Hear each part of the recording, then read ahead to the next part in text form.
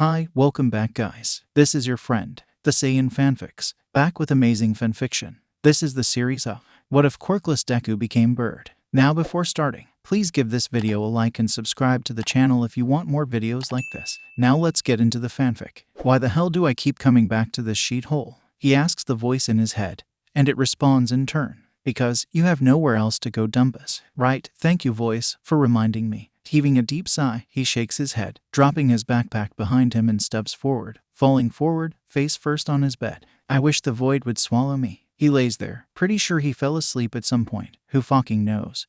But when he wakes up, or at least lifts himself up, the sun's fading beyond the horizon. His stomach is growling, and he's suddenly reminded of the fact that always slips away from him when he leaves this sheet hole in the morning. That his roommate only buys enough food to feed her fucking face, which means he's going to have to leave, get some food, eat it by the time he gets back, and return to this sheet hole with his sheety roommate. Yay, fuck that. The greenette pushes himself up, rolling off his bed, and stumbles across his room for his bright yellow backpack. He pours all of his belongings within it out on his bed, and turns for his closet, pulling out a few things, clothes mostly, 2 hoodies and 2 pairs of pants, folds them up nice and small, and stuffs them in his bag. Can't forget his notebooks, he worked damn hard on those. He grabs what remains of his hero merch, Hawks, Eraserhead, Present Mike, Gang Orca, just a few remain, carefully tucks those into a plastic shopping bag, and zips those up in the front pocket of his backpack, along with his phone charger. Not sure where he's going to be able to charge his phone, but he'll find a way. He wraps his laptop in another shopping bag and shoves it in his backpack, looks about his room to see if he forgot anything, remembers to grab a few pens, because one never knows when one might need to take some notes, does another once around, and nods to himself, packed and ready to go. He leaves a note, just in case. You know, she comes to check just to make sure he's not dead, so if anyone asks she can say so. There's silence outside of his bedroom door, meaning she's either doing things in her room or sleeping, and he prefers it that way. Opening his bedroom door, he pokes his head out, peering around. The living room and kitchen are dark. There's no light slipping out from under her door, so she's probably asleep. The greenette opens his door just a bit wider and slips out, closing it softly behind him, and creeps across the living room, careful of the squeaky floorboards. Though, even if she did hear, she probably wouldn't care, and unlocks the door. Pulling it open softly, he steps out and pulls it closed, taking the stairs down from their second-floor apartment. He makes silent steps, in case any of their neighbors are awake and decide to come investigate. They don't, even if they are awake. Izuku steps out into the night, and looks around, looking for anyone who would question as to why someone his age would be outside at however late it was. Seeing no one, he steps forward, his shoulder aching under the weight of his backpack, his hoodie still singed and holy, and stuffs his hands inside his hoodie pocket. He's not really sure where he's going. He has nowhere else to go, so in essence, he's chosen the life of a homeless person. He'd technically be called a runaway in the eyes of the law. But in order to be a runaway, you had to have someone waiting for you at him, and he didn't. Not really. His roommate wouldn't care that he was missing, that he had run away. He grits his teeth and adjusts the strap of his backpack resting on his burnt shoulder, when it throbs sharply, as though asking, "Hey, don't you know you're injured here? Maybe you should do something about it," which makes his mind wander to Kaken, who hadn't really been his friend since he was diagnosed as quirkless, but had been, the only friend he'd had even before his diagnosis, and he didn't want to lose the one person who paid attention to him, even if it was to hurt him. It was more than Mom ever gave him. Mom, his roommate, whenever she addressed him as Deku, like Kaken did, because he was worthless. He couldn't do anything. He wouldn't ever accomplish anything. He was just a useless, worthless, quirkless Deku, and that's all he'll ever be. All Might was right. His dream about being a hero was unrealistic. Who ever heard of a quirkless hero? No one, that's who, because it was merely unheard of, impossible. He'd be lucky if he did get a job as a cop. He'd be lucky if he did get a job as a doctor. He'd be lucky if he even got into school to learn how to be something. Their society was too wrapped around the idea of quirks. Those who didn't have one were obsolete. He could study to be the best damn doctor the world had ever seen. And still, there would always be someone who could do it better because they had a quirk. He had no place in this world they live in. He had nowhere he belonged. And his mind drifts back to Kaken's supposed advice. If you want a quirk so bad, take a leap of faith off the building, and pray you get one in your next life. He knows he doesn't want to die. He doesn't. Not really. He's been baited since he'd started middle school. Whispers, notes, spider lilies on his desk. Since he started Aldera. And he's never actually thought about it more than he was now. He'd just roll his eyes, take a deep breath to keep his composure, and ignore it. But this time he's thinking about it. He's considering it. Izuku sighs. His feet had taken him to his school. Aldera, his literal hell on earth. He stares up at the building, tears gathering in dull green eyes, completely numb to the world. He's taken it all. Taken everything. Taken everything the world has thrown him since he was declared quirkless, obsolete, at the young age of 4. The first thing I learned at the tender age of 4. That not all men are created equal. He truly thinks about it, his life, what it means, how obsolete it was, how meaningless he was, how worthless, useless, meaningless, obsolete it was, just a quirkless fucking Deku. Izuku wasn't his name anymore. Midoriya Izuku. It hadn't been his name for a long time. His name had changed when he was 4 from Midoriya Izuku to Deku, and that's what it's been since. Izuku stares, his feet moving him forward. He doesn't even realize his hand had curled around the rungs of the fire escape ladder, that he was climbing up, that his feet had touched the roof of the school, not until he was standing just a few steps away from the edge. He was just so tired. He just wants it to stop. All the pain, all the hurt, all the names, just everything. He wants to at least be treated with the same decency as every other human was treated. Being quirkless didn't make him any less human. Perhaps he wasn't useful, but he was still human. He wants them to stop hurting him, stop using him as their punching bag. He doesn't want to have to leave school with burns blistering his skin, and, as if on cue, his burnt shoulder throbs harshly, and he grits his teeth through it. He doesn't want to be treated like he was the problem, that he was in the wrong, that he was provoking the others to hurt him, that he was the problem. He shuffles closer to the edge until he can look over and stare at the dark concrete below him. All it would take is one jump, just one more step, just one. The building's high enough, he's long since figured that out. This isn't his first time being up here, it's only the first time he's really considered it. Just one more step and it could all be over. No more pain, no more shame, no more worthlessness, no more uselessness, no more being hurt, no more being provocative, no more loneliness, no more being obsolete. Just no more. Just peace. Nothing but peace. Izuku doesn't even realize he's moving, his eyes never leaving the blacktop under him as he carefully pulls his backpack off, setting it down to rest at his feet,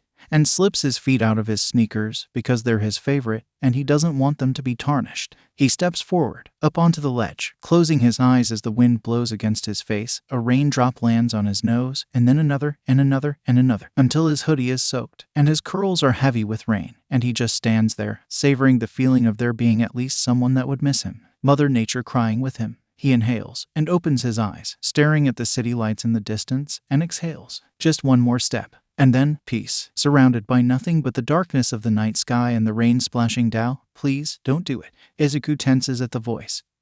He doesn't know it, but he recognizes it, not enough to place it to a person or a face, but enough that he knows he's heard it before. Please, don't do this, come down and we can talk. He doesn't move. I want to help, but I don't know how. Please, let me help you, you don't have to do this. He inhales again. I know, but I want to. No you don't, not really, and you know that. I'm so tired. He exhales, because the voice is right. A tear slips down his cheek, and then another, slowly, hidden in the rainstorm above them. He doesn't really want to, not really. I just want it to be over. He stares straight ahead, feeling numb. And he's not sure if it's from the cold rain, or his emotions. His shoulder isn't hurting anymore, at least. I just want peace. Then, come down from the ledge. We can talk, and I'll help you find some peace. He shakes his head. No, and looks down to the blacktop. This is the only way to get peace. His eyes burn as the rain hides more tears. There will be no peace, not while I'm still alive, only when I'm dead. That's not true. What does the voice know? I can help you find peace without you taking your life. The greenette shakes his head again. There's no peace for the obsolete members of society. Not until they're dead. They're not missed by anyone, but at least they're at peace. I'd miss you. Izuku snorts. You don't know the first thing about me. You don't know what I've been through. How can you miss someone you don't even know? There's silence behind him, and he thinks the voice must have left him. Good, now he can do what he's come to do, what he's settled on, what he needs to do. I don't need to know you. The voice is right next to him now, like, right at his side, standing on the ledge with him, looking down at the blacktop too. To know that I'd miss you. He glances over slightly, and blinks. The voice belongs to a hero, the number 3 pro hero. The voice was Hawks, and he's standing right next to him, on the ledge of his middle school, on the ledge of his living hell on earth. He doesn't turn to look at him, and he turns his attention back to the blacktop, and sighs. I just can't take it anymore. The hero next to him hums softly. Take what? Everything. He reaches up to rub at his right eye, then at his shoulder. It's made its presence known once more. Being a useless Deku. Hawks nods slightly. I don't think you're useless or worthless. He snorts softly. He doesn't know. If he did, he wouldn't think that. I'm quirkless. The blonde man shrugs slightly. So what? Izuku whips his head around to stare at him. What do you mean, so what? The hero finally turns to look at him. I don't care if you're quirkless. You're still human, aren't you? You're still a kid, aren't you? Who cares if you have a quirk or not? The kid stares up at him in shock, eyes wide, puffy from the tears that the rain's hiding for him, and admittedly, it does break his heart slightly. It doesn't change the fact that you're a person. The greenette snorts again. Who cares? He shakes his head. No one. Not my mom. Not my friends, if you could even call them that still. They haven't been like my friends since I was 4. Not my teachers. Not the other students. He takes a deep breath. Not even All Might. Hawks hums again. You're that kid from the roof. He's not asking. It sounds like he already knows the answer, so definitely not asking. I saw you and him on the roof of that building on my way home. Izuku nods slightly, turning back to the blacktop below him. Do you think someone without a quirk can be a hero? Yes. He turns to stare at him when there's no hesitation. None whatsoever when he answers his question, and the hero nods firmly. Yes, I do think someone without a quirk can be a hero. It's as if he reads his mind. And, no, I'm not just saying that in an attempt to appease you to come down from the ledge. I honestly mean it, with every meaning of the word. He's clearly the only person who's ever said yes to that question from the way the kid stares up at him again.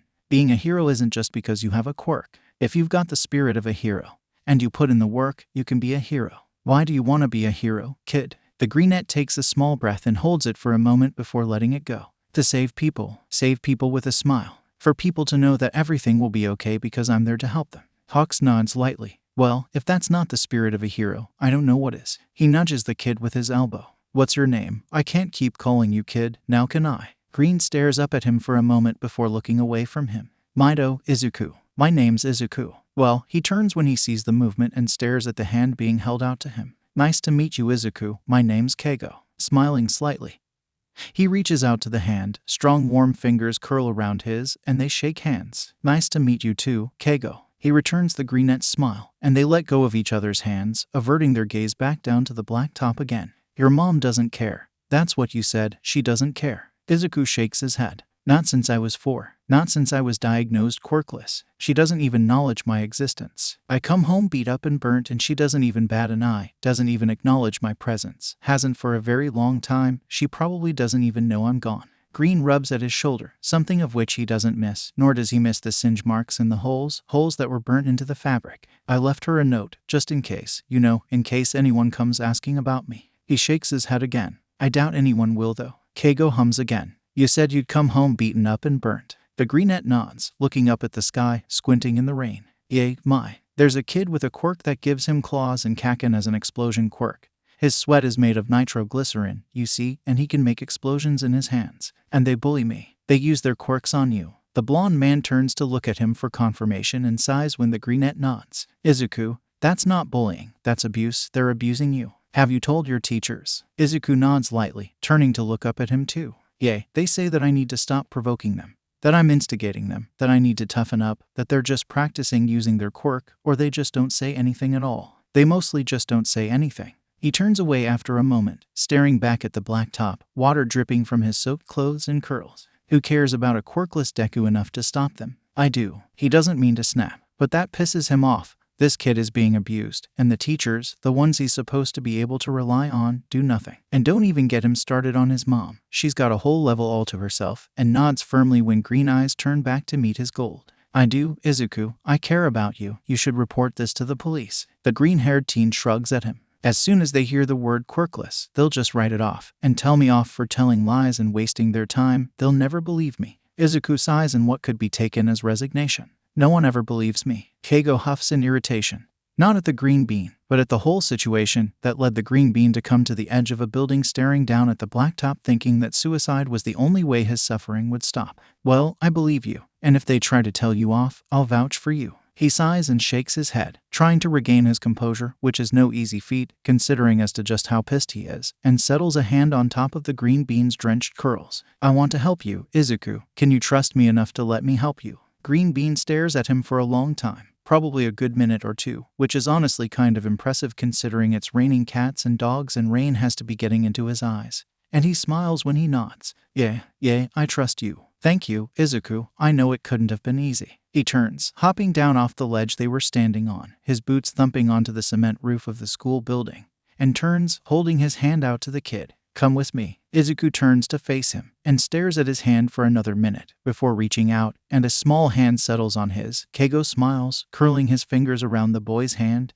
and pulling him forward slightly, watching him hop down from the ledge. And he pulls him back far enough that he knows he'll have time to snag him if he decides to bolt for the ledge again. and gestures to the yellow backpack and red sneakers. Those yours? Green Bean nods mutely. And he nods, stepping forward to grab his things, and holds them out for the kid to hold. You okay with flying, Izuku? The boy nods and he smiles, pulling his goggles down, and squats slightly to curl his arms firmly around the kid's middle, opens his wings, and jumps into the air. Detective Tsukachi Naomasa looks up at the sound of the station's door opening, raises an eyebrow when Hawks walks in with a kid, and proceeds to heave a deep sigh. Hawks, did you kidnap someone's kid? The hero gasps dramatically, pressing a hand to his chest. I would never. It makes Izuku giggle softly so he counts his overdramatics as a win. I found him standing on the ledge of his school's roof. Tsukachi inhales slightly and turns to the kid, who averts his eyes and shrinks into the hero's side slightly, something of which he'd obviously felt, for he rests a hand on his drenched green curls. Oh, I see. And you talked him down. He looks up to the hero, who nods, and nods again to the kid at his side. The reason we came here was because we had to talk to you about things. The detective nods in understanding, from Hawk's tone alone, and pushes his chair back as he stands, gesturing for them to follow as he turns. And the three of them find themselves in an interrogation room. Hawk sitting in the back corner, Izuku sitting on one side of the table, and Tsukachi sitting on the other. He smiles at the kid. Hello, I'm Detective Tsukachi. What can I call you? Green nods mutely. Izuku. Okay, Izuku. Tsukachi reaches into his coat for a notepad and pen. Because, if the hero was the one who said they needed to talk, then he knew he'd have to take some notes. My quirk is lie detector. I'm sure you can deduce that it means I'll know if you lie, right? Green nods. Good. I'll start with a simple question. What were you doing on the ledge of the roof of your school? I was going to jump. The way he says it brings the room to silence for a few moments. Emotionless, expressionless. He sounds like he's just so utterly tired. After a moment, he nods, noting that down. Why were you going to jump? I wanted to die. Another few moments of silence. Tsukachi swallows, because it always pains him to hear such a statement come from the mouths of children, and nods lightly. Do you still want to die? The main priority was finding out the exact mental state the boy was currently in.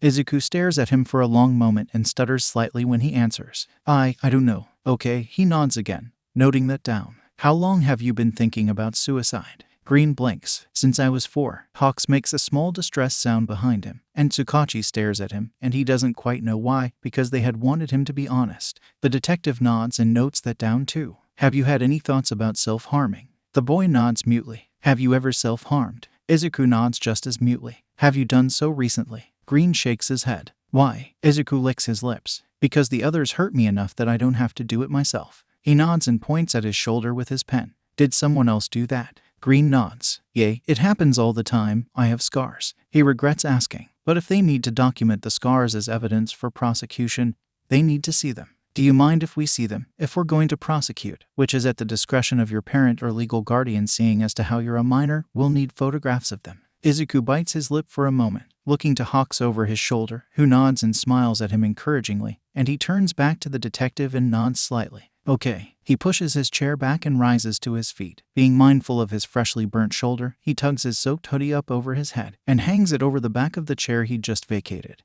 And they just stare, Tsukachi, and he can feel Hawk's eyes on his back. His front and back is just a rumpled mash of starburst scars. Everywhere, it's hard to see where one ends and another begins. Eyes drift up to the fresh cracking burn on his shoulder. Definitely third-degree burns. And judging from the fact that the kid isn't screaming in agony, spoke volumes of just how often he must get them. Tsukachi's eyes wander over the mess, coming to rest on his neck. Handprints, actual legible handprints, scarred into the skin, seared in, a permanent reminder of the events that caused those to be there. He struggles to find his voice and only just manages. Did the one who gave you all of those have something to do with the handprints on your neck? The what on the where? Hawk stands from his seat in the corner, both horrified and curious about that statement, and Izuku turns to look up at him when he rests a gentle hand on his shoulder to pull him around gently. He leans over slightly, lifting the green bean's head with a knuckle under his chin, and inhaled deeply when he sees just what the detective said there was. Someone, this Kaken person, he's sure, seared his handprints on Izuku's neck. Oh my god. He just manages to whisper, tracing a finger over the actual indentations. The burn had been so bad that it actually left indentations on the skin. This is, Izuku, what happened? The greenette shrugs slightly. I have a habit of muttering to myself, and Kaken said if I wouldn't shut up that he'd shut me up himself. Keigo finally pulls away from his neck and meets his eyes. Green bean, that's... He tried to strangle you. Izuku nods lightly and shrugs. It's not a big deal. Really, I mean he let go eventually, so it's okay. No, Izuku. Keigo shakes his head slightly. No, it's not okay. Strangulation is attempted murder, green bean. He curls a hand around his cheek. Did he do anything else, other than what was can already see? The kid stares up at him, and despite how much Hiro prays against it, he nods and reaches up to pull his curls away from his left ear, and it's just as horrifying. His ear is nearly gone. It's a crumpled mess. The grooves of the starburst scar are actually etched into the skin. He stares at Green Bean's ear, just stares at it. What remains of it at least. He doesn't have to ask to know that he's most likely deaf in his left ear. There's little to no way he wouldn't be. Oh my god, baby bird. Oh, cool, new nickname. Nice, pun intended. Izuku doesn't offer any resistance when the blonde man turns him around completely and just curls around him. Thankfully. He's careful about irritating the burn on his shoulder. Tsukachi, do you have a medkit? His shoulder needs to be taken care of before infection starts to set in. The detective nods, leaves for a moment, and returns with a small box of supplies. After a long couple of minutes, Keigo uncurls from around him, but doesn't let him go as he turns to the detective. You'll learn why soon, but as a pro hero, I'm claiming my legal right to claim emergency guardianship over him until the investigation comes to a conclusion and a verdict is decided upon. And, as his legal guardian, I'm pressing charges for assault, serious bodily harm, and attempted murder. Now, in another universe, Izuku would have protested, citing that Kaken was going to be a hero, and he had such a great quirk for heroics. But in this one, he doesn't have to be a rocket scientist to know that what he's been doing since they were 4 isn't the qualities of a hero. So he doesn't protest. He turns back to curl around Keigo again, curling his fingers in the back of his coat, and may have shed a few tears, because Keigo is the first and only person, since he was diagnosed quirkless, to ever, and I mean ever, take his side. A hand curls around the back of his head and his voice rumbles under his ear. I got you. Baby bird, you're doing great. I'll take care of your shoulder, you continue on, and then we'll go home. He takes a moment, and Keigo doesn't tell him to let go, before he nods and pulls away, wiping his eyes to clean away the evidence of his tears, before sitting himself back down in the chair he'd vacated. The blonde hero reaches over his head for the med kit the detective has, and sets to work on his shoulder. His fingers are warm, and for that, Izuku is thankful, because he's already cold. Tsukachi nods, gathering himself, and continues on. We'll have someone come in to photograph the scars. He pauses and stands, pulling his phone out of his pocket. Hawks, wait a second. Let me take a picture of his shoulder before you do anything. He shivers slightly at all the attention but says nothing. The human lie detector reclaims his seat, tucking his phone back into his pocket, and nods. Okay, Izuku, have you told anyone about what was going on? He nods. I told my teachers and my mom. He looks down for a moment before returning his gaze upwards. They didn't believe me. Well, they didn't say that they didn't. They said that I had to stop provoking them, or telling lies, or stop trying to get attention, or stop picking fights. Sometimes they wouldn't even say anything. Just pretend nothing was ever happening. Because who cares about a quirkless kid? Izuku waits for the detective to say something, to tell him that he's lying, or that he's trying to get attention, or say something about his quirklessness. He doesn't. He doesn't say anything like that. Nothing about his quirklessness. He just notes down what he needs and moves on to the next question. You said your mom didn't believe you. From the way you came in here, there was no mistaking that you'd been burned somehow. Green Bean shakes his head, hissing softly and turning when disinfectant is dabbed into the cracked burn. Keigo apologizes softly and carries on, so he turns back to the detective. It's not that she didn't believe me, she just didn't care. I don't even think she knew I was still living there. To be perfectly honest with you, she hasn't acknowledged my presence for 12 years. Tsukachi stares at him for a moment, looks down to take some notes, and returns his gaze to meet his. So, your mom knew what was going on, but did nothing about it. Izuku nods. Yep, she stopped caring when I turned 4 after Dad left. I'm pretty sure she was just waiting for someone to finally kill me or for me to kill myself so she could move on and Dad would come back. And they could be happen again and try for another kid who wasn't quirkless. He watches the detective look over his shoulder. He knows they're both exchange glances, and Keigo rubs his head softly. I'll be your parent, baby bird. Only temporarily though. Nah, the hero tugs at his ear lightly and returns to what he'd been doing. Heroes get first dibs when it comes to adoption, so I'm your parent, no one else, you're mine. That makes the greenette smile, and Tsukachi smiles at his smile because, by God, it's the purest thing he's seen in his lifetime. The man across from him nods lightly, tapping his notepad with his pen. Okay, Izuku, we're just about done, you're doing great. He nods and the detective carries on. In order for us to open an investigation and file charges, as your guardian wants to go through with, we need the names of those responsible. Izuku nods. My mom's name is Midoriya & Co. He waits for the detective to jot it down. And the other one, the one who hurts me, is Bakugo Katsuki. Tsukachi nods. Thank you, Izuku. I know this couldn't have been easy. He raises his gaze above his head to Keigo. We'll file the charges against Bakugo Katsuki. He'll be remanded into custody until the trial, seeing as what he was capable of under normal circumstances. I'd hate to think of what he could be capable of under these circumstances. Good. He feels Keigo rub the back of his head lightly. I want to press charges against Midoriya and Co. for willful endangerment of a child, child abuse, and child neglect. He waits for the detective to take it down, along with the charges he requested in regard to one Bakugo Katsuki. And I want to open an investigation into Aldera Junior High. I want to press charges, but I'm not exactly just what they are yet. Tsukachi nods in understanding. Get back to us on those, Hawks. He nods at Izuku. We'll have someone drop in real quick to snap some photos and you two can be on your way. Bakugo Mitsuki grumbles under her breath to answer the door, for whoever was knocking on her door at this time of night, and the sharp words died in her throat at the two officers standing outside her door. What can I do for you, officers? The one on the right nods and lifts his cap in a respectful manner. Sorry to be bothering you at this time of night, ma'am. We were informed that a Bakugo Katsuki lived at this residence. She nods faintly and turns to call over her shoulder. Hey, brat, get your ass down here. There's cops at the door asking about you. What you say, you hag? A blonde boy appears at the woman's side and snarls at them. What the fuck do you want? The one on the left nods. Are you Bakugo Katsuki? The blonde boy jerks his head hotly. Yay, what of it? The officer on the right nods and steps forward, forcing the teenager around, latching quirk suppression cuffs on his wrists. Bakugo Katsuki, you are under arrest for assault, serious bodily harm, and the attempted murder of Midoriya Izuku. The younger Bakugo explodes. That Shidi Deku is pressing charges. He deserved it. He should have stayed out of my fucking way. The elder Bakugo gasps at his basically admitting to the crimes he was charged with, every single one. The officer turns him and shakes his head. No, Midoriya did not press charges against you. His guardian, pro-hero Hawks, pressed charges. Least to say, Takami Izuku, not officially, but it basically already was having a better night than his former childhood friend turned aggressive tormentor, in warm dry clothing, Keigo's old clothes. They'll get him his own in the morning, curled up under a blanket against Keigo's side, under his arm, watching a fucking bird documentary because his new parent thought he was fucking hilarious. He did like the part on penguins though. Izuku doesn't want to say anything. He doesn't want to be more of a burden on Keigo's life. He'd already done so much for him, getting him away from Kaken and his mom, helping him tell someone so they could be dealt with accordingly, bringing him back to his apartment to stay with him, getting him new clothes to wear, hero merch for his room, a new laptop, new notebooks, getting him everything he needed and things he'd asked for. He made him food. He let him get anything he wanted to eat without having to ask first. He acknowledged his existence. But as he sits in his room, staring down at the pencil, the sharp, pointy pencil curled tightly in his fingers, his mind wandering back to the question Tsukachi had asked him, the one he'd responded to with a small "I don't know," kept replaying over and over in his head as he stares down at the pencil. It would be so easy, jab the pencil into his trachea, suffocate himself, or into his jugular, bleed out. Even with something as simple as a pencil,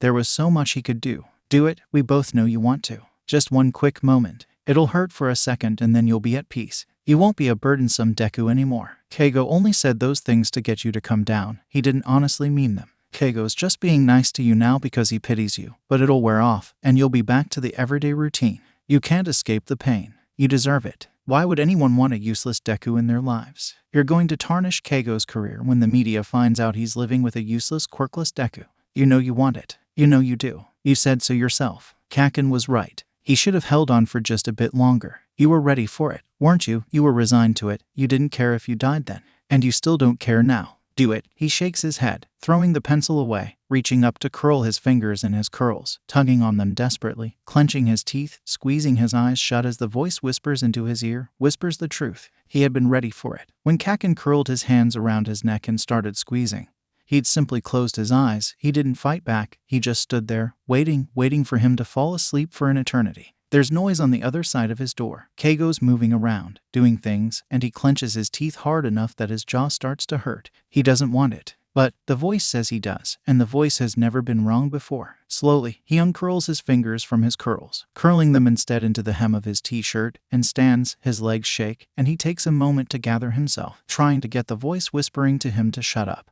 But it continues, it keeps whispering, egging him on. Do it, just do it. It's okay, you can do it, go ahead and do it. He pulls his door open with a shaking hand, immediately curling it back into the hem of his shirt. He still hears movement, but he doesn't see Keigo. He needs him. He needs him to stop him from doing something to himself. He needs him to get the voice to shut up, to leave him alone, to go away. He doesn't want to keep listening to it. He wants it to go away. He's in his room. That's where the noise is coming from. The epicenter for it, and he slowly steps forward, his shaking fading into stone. He's stiff as he moves, the voice whispering just a tad bit louder, telling him not to tell. Don't go to Keigo, just do it while you can. He'll get rid of you when he finds out just how broken you really are. Don't say anything. Are you listening to me, Izuku? You should be listening to me. The voice keeps going on and on and on, getting louder when he turns the corner to stand in the doorway of the hero's room, watching him out away clean clothes. Izuku licks his lips, takes a deep breath, exhales, licks his lips again, tries to tune out the voice yelling at him to turn back, to leave Keigo out of it, that he didn't need to know just how broken he really was, and he licks his lips again. Keigo. The blonde man looks up at the sound of his voice and smiles lightly. Hey, baby bird, everything okay? He stares at him for a long moment, and he doesn't push him to say anything. He just stares back, waiting for him to get out what he needs to get out. And no, I'm not okay. That's okay. The hero moves the laundry basket off the end of his bed and sets it to rest on the floor, before turning back and waving him in slightly. Okay, baby bird, let's talk about it. Come on, you know you can come in. Izuku steps forward stiffly. His hands hurt from the sheer force of his grip around the hem of his t-shirt, and Keigo lifts him up to sit on the bed when it appears he's not going to do so himself, and sits next to him, wrapping a wing around him soothingly. Okay, baby bird, what's going on? What can I do to help? The boy bites his lip harshly, and honestly, he's surprised he doesn't draw blood. It's okay, baby bird, take your time, there's no rush. He nods sharply, takes a deep breath, exhales, and clutches the hem of his t-shirt so tight that his knuckles crack. You know how Tsukachi asked if I was still thinking about it. Keigo nods lightly, his tone doesn't change. There's no disgust, there's no anger, it's still soft, it's still kind, it's still caring. Yeah, I remember, you said you didn't know. He reaches over for one of the kid's hands, because his grip is starting to look a tad on the painful side, and his own hands are sore just looking at it, and carefully uncurls his fingers from the hem of his shirt, to hold onto it himself, squeezing it soothingly. Are you thinking about it now? Izuku takes a moment, before he nods sharply. The voice in my head, it's telling me to do it. The hero sighs softly. But it's just a sigh, just exhaling. It's not in disgust, it's not in anger, it's just a regular sigh. You hear a voice telling you to hurt yourself. He nods again. I usually try to ignore it. You know, that's why I mutter a lot, to drown it out. But it's getting louder and I can't drown it out, and I don't know what to do, Keigo. Because it's right. Tears gather in his eyes, because he's just a worthless Deku who couldn't even do that right, who let himself be talked down, and he turns to meet his new guardian's gold eyes. I'm sorry. I shouldn't have told you. You've already done S, so much for me, Ian, and I don't want to be burden you even more B, because I'm J, just a W, worthless B, broken D, Deku. No, baby bird, no. Izuku inhales deeply when the man curls an arm around him and pulls him into his side. No, you're not a burden. I took you in because I wanted to. You needed someone who cared, and I care for you, and I'm glad that you told me. Thank you for telling me. I don't want to see you in pain because I care about you, and if you're hurting I want you to tell me, every time. Fingers rub at his arm gently. We'll get through this, baby bird. We'll do it together, because you're a baby Takami and we Takamis stick together through thick and thin. The fact that you hear a voice telling you to do things to yourself is concerning. I'm sorry, baby bird, but I don't think I can help you with this on my own. Izuku looks up at him. Would you be okay getting some more help? I'll still do everything I can to help you on my own, but we might need to get some more help, more than I can provide. The boy inhales deeply and exhales. Do I have tea, too? Keigo shakes his head reluctantly. No, you don't have to, if you don't want to, but I think it would be a good idea if you did, but I won't force you if you really don't want to. Izuku nods lightly. But what about my quirklessness, and no one will wanna help me be because I'm quirkless. The blonde hero nods. He too thought about that. He can't speak for anyone else. But he knows how society treats the quirkless, enough to know that Izuku would be written off as soon as they discovered that tidbit of what should be irrelevant information. But he does know someone who wouldn't care about that little tidbit. He knows he'd be happy to help, but he'd still need to make sure with him first. I know someone, another hero, who'd help you. Despite you being quirkless, he wouldn't care about that. No hero I can think of would. All Might did. That brings him to a pause and he looks down at him. What? Izuku looks up at him again, the perfect picture of a broken child, and it breaks his heart. The kid can't be any older than 14, and he shouldn't look like this. When you saw us on that roof, I asked if I could be a hero even without a quirk. He said no, and left me there. Well, if he didn't hate that man before, he most certainly did now, saying such a dumbest thing to a kid, just because he didn't have a quirk, and leaving him on the roof of a high-rise. He left a suicidal child on the roof of a high-rise, whom he'd found just hours later standing on the ledge of the roof of his middle school. Well, you ignore his dumb ass. You can too be a hero, and just because he did care that you were quirkless doesn't mean that others will too. The kid blinks up at him, a slight smile on his lips, which is sort of bittersweet. You swear they won't care about me being quirkless? Keigo nods firmly. I swear on my life. Izuku nods faintly. Okay, if you trust them, then I'll see them. Thanks, baby bird. He pressed a kiss to the top of his head, smiling at the way his face reddens and another small smile crosses his features, which is also a bittersweet action. In the meantime, until I can set up the appointment, because I still have to call him and make sure he's not too busy, I want you to hang out with me, okay? You're not in trouble. I swear you're not. I just don't want anything bad to happen, okay?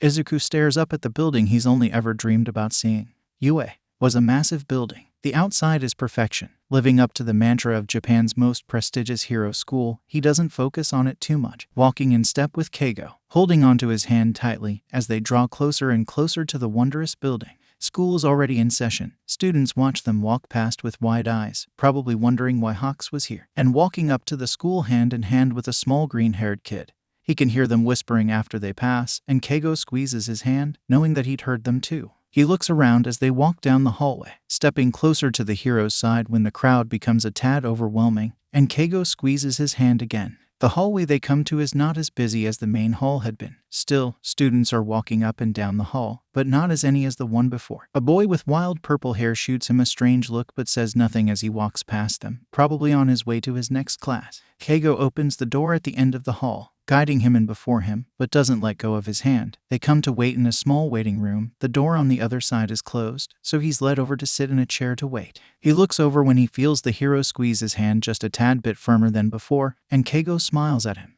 It'll be okay. Baby bird, it's fine. I know you're nervous. I'm sorry, but it's written all over your face. Izuku looks over to the closed door.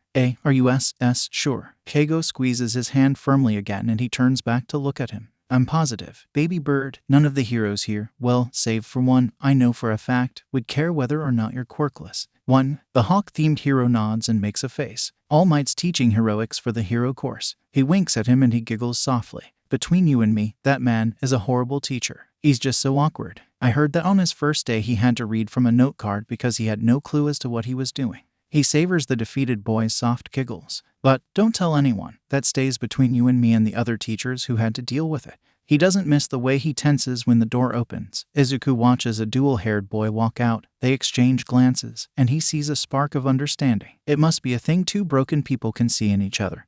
The other boy gives him a small smile before disappearing out the other door. You must be Takami Izuku. He turns to look up at the tall man, and immediately recognizes him, as he would, and he's surprised that Hound Dog is the one he's come to see. The hero smiles at him as best as he can. You can call me Ryo if you'd like. He nods and tries to smile in greeting. Hello Ryo. The hero smiles again and looks over his head to the hero beside him. It'll only be an hour, Keigo. Then we'll bring you in to go over anything that needs going over. Izuku turns to look at his hero with wide eyes, because he hadn't known that Keigo wasn't coming in with him, and he smiles at him, squeezing his hand again. It'll be okay. Baby bird, I'll be right out here. I promise he won't care, not even in the slightest. The boy nods faintly, hesitantly letting go of his new guardian's hand, and stands slowly, stepping into Hound Ryo's office, sitting stiffly on the small couch along the wall, looking down to his lap when he hears the man close the door softly, sees his boots as he walks by him, and hears him sit in a chair. Neither of them say a word. He's sure he could sit here the entire hour in silence, and no one would stop him, but Keigo said he wanted to help him, and they needed more help too. And he didn't want Keigo to think he was being rude or disrespectful or something, because he's already done so much for him, and he doesn't want to seem like he's overstaying his welcome or something.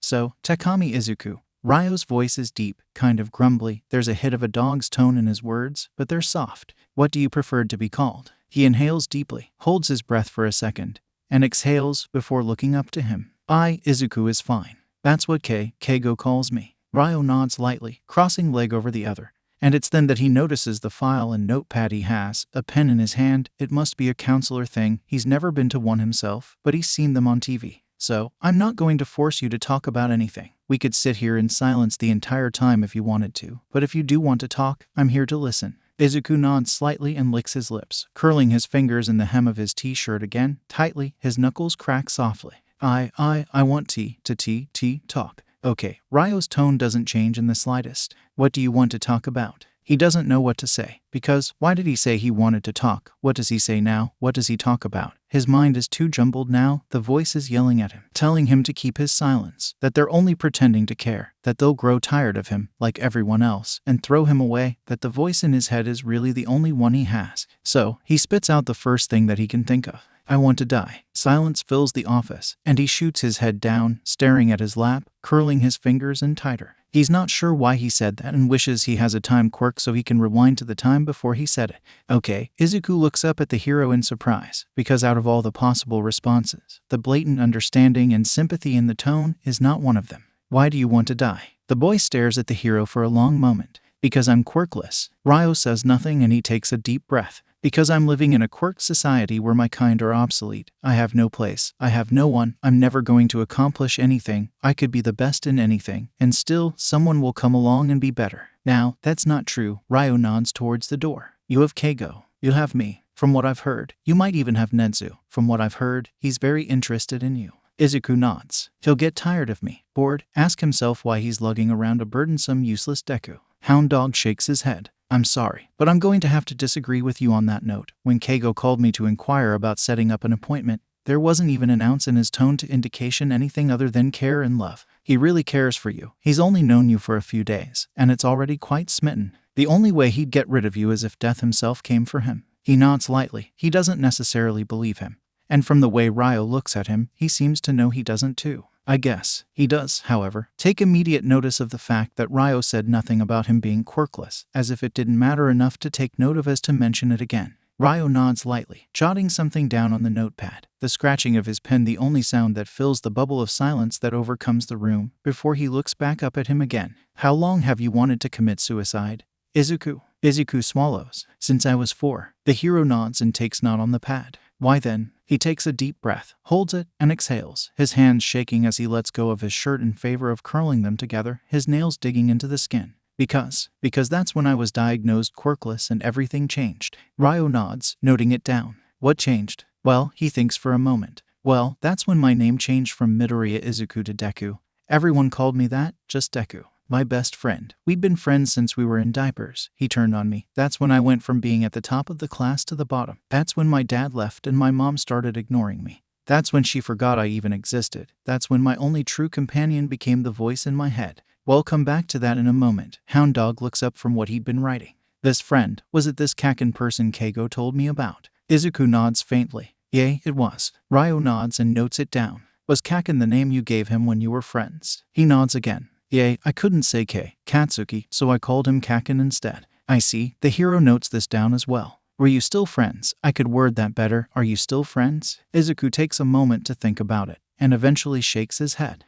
No. Guess not. Hound Dog hums softly, noting this down. If you don't mind me asking, if Kaken was the name for your friend, why do you still call him that if you're not friends anymore? I don't know. He racks his brain for an answer. I guess it's just a force of habit now. He nods, writing this down too. What was school like? Izuku licks his lips. It was my own personal hell on earth. Ryo nods and looks up at him. Could you explain that for me? Tell me about what your average day would be like. He nods slightly. Well, I'd usually wake up, make myself breakfast, and walk to school. Kaken and his friends would catch me before I could get inside and beat me up. Did they use their quirks? Izuku nods, watching him note it down on his pad. Then, I'd go to class, I sat in the middle, and the other kids would talk about me between each other and throw things at me and insult me under their breath. Sometimes they'd tell me to kill myself, because I was a waste of space, or they'd put spider lilies on my desk. The teacher would see and just look away, or pretend nothing was happening at all, just continuing on what they were doing. And then when we went to lunch, the others would corner me, mostly Kaken and his friends again, and beat me up again. They'd take my lunch or throw it on the floor, and everyone would laugh. Then we went back to class and the same thing would start all over again.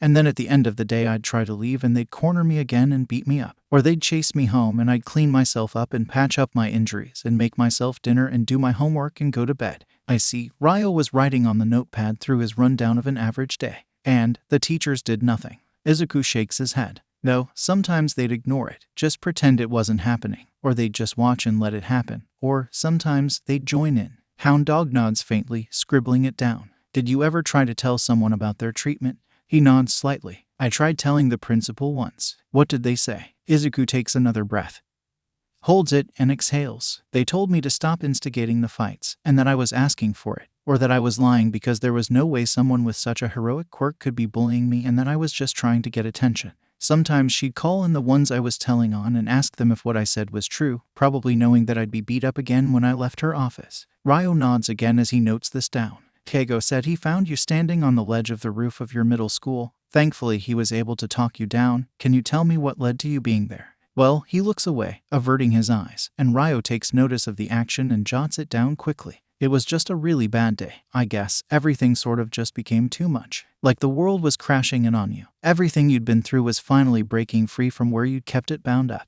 Yay, like that. Izuku nods faintly. I saw a villain fight that morning. I love watching villain fights. I love writing down and analyzing different quirks, and how they work, and how they could be used, and stuff like that. Ryo hums. Keigo told us he'd read through one of your books after you fell asleep. He looks up at the hero with wide, horrified eyes. He did. Hound Dog nods. He did. He was very impressed. He'd even asked Recovery Girl if it was possible that you had an intelligence quirk because your notes were that good. He'd said he'd fire his entire analysis team and hire you in their place if you weren't 14. He blinks in surprise. Really, he didn't think it was creepy? Quite the contrary, actually. Ryo looks up at him and smiles. He found a section about himself, said the sketch of him was immaculate, and the notes you had, the suggestions and theories you'd had about his quirk, were things he'd never thought of himself. He was very impressed. Keigo sent a snapshot of the analysis you'd had on him to Nedzu, which in turn led to Nedzu being very interested in meeting you.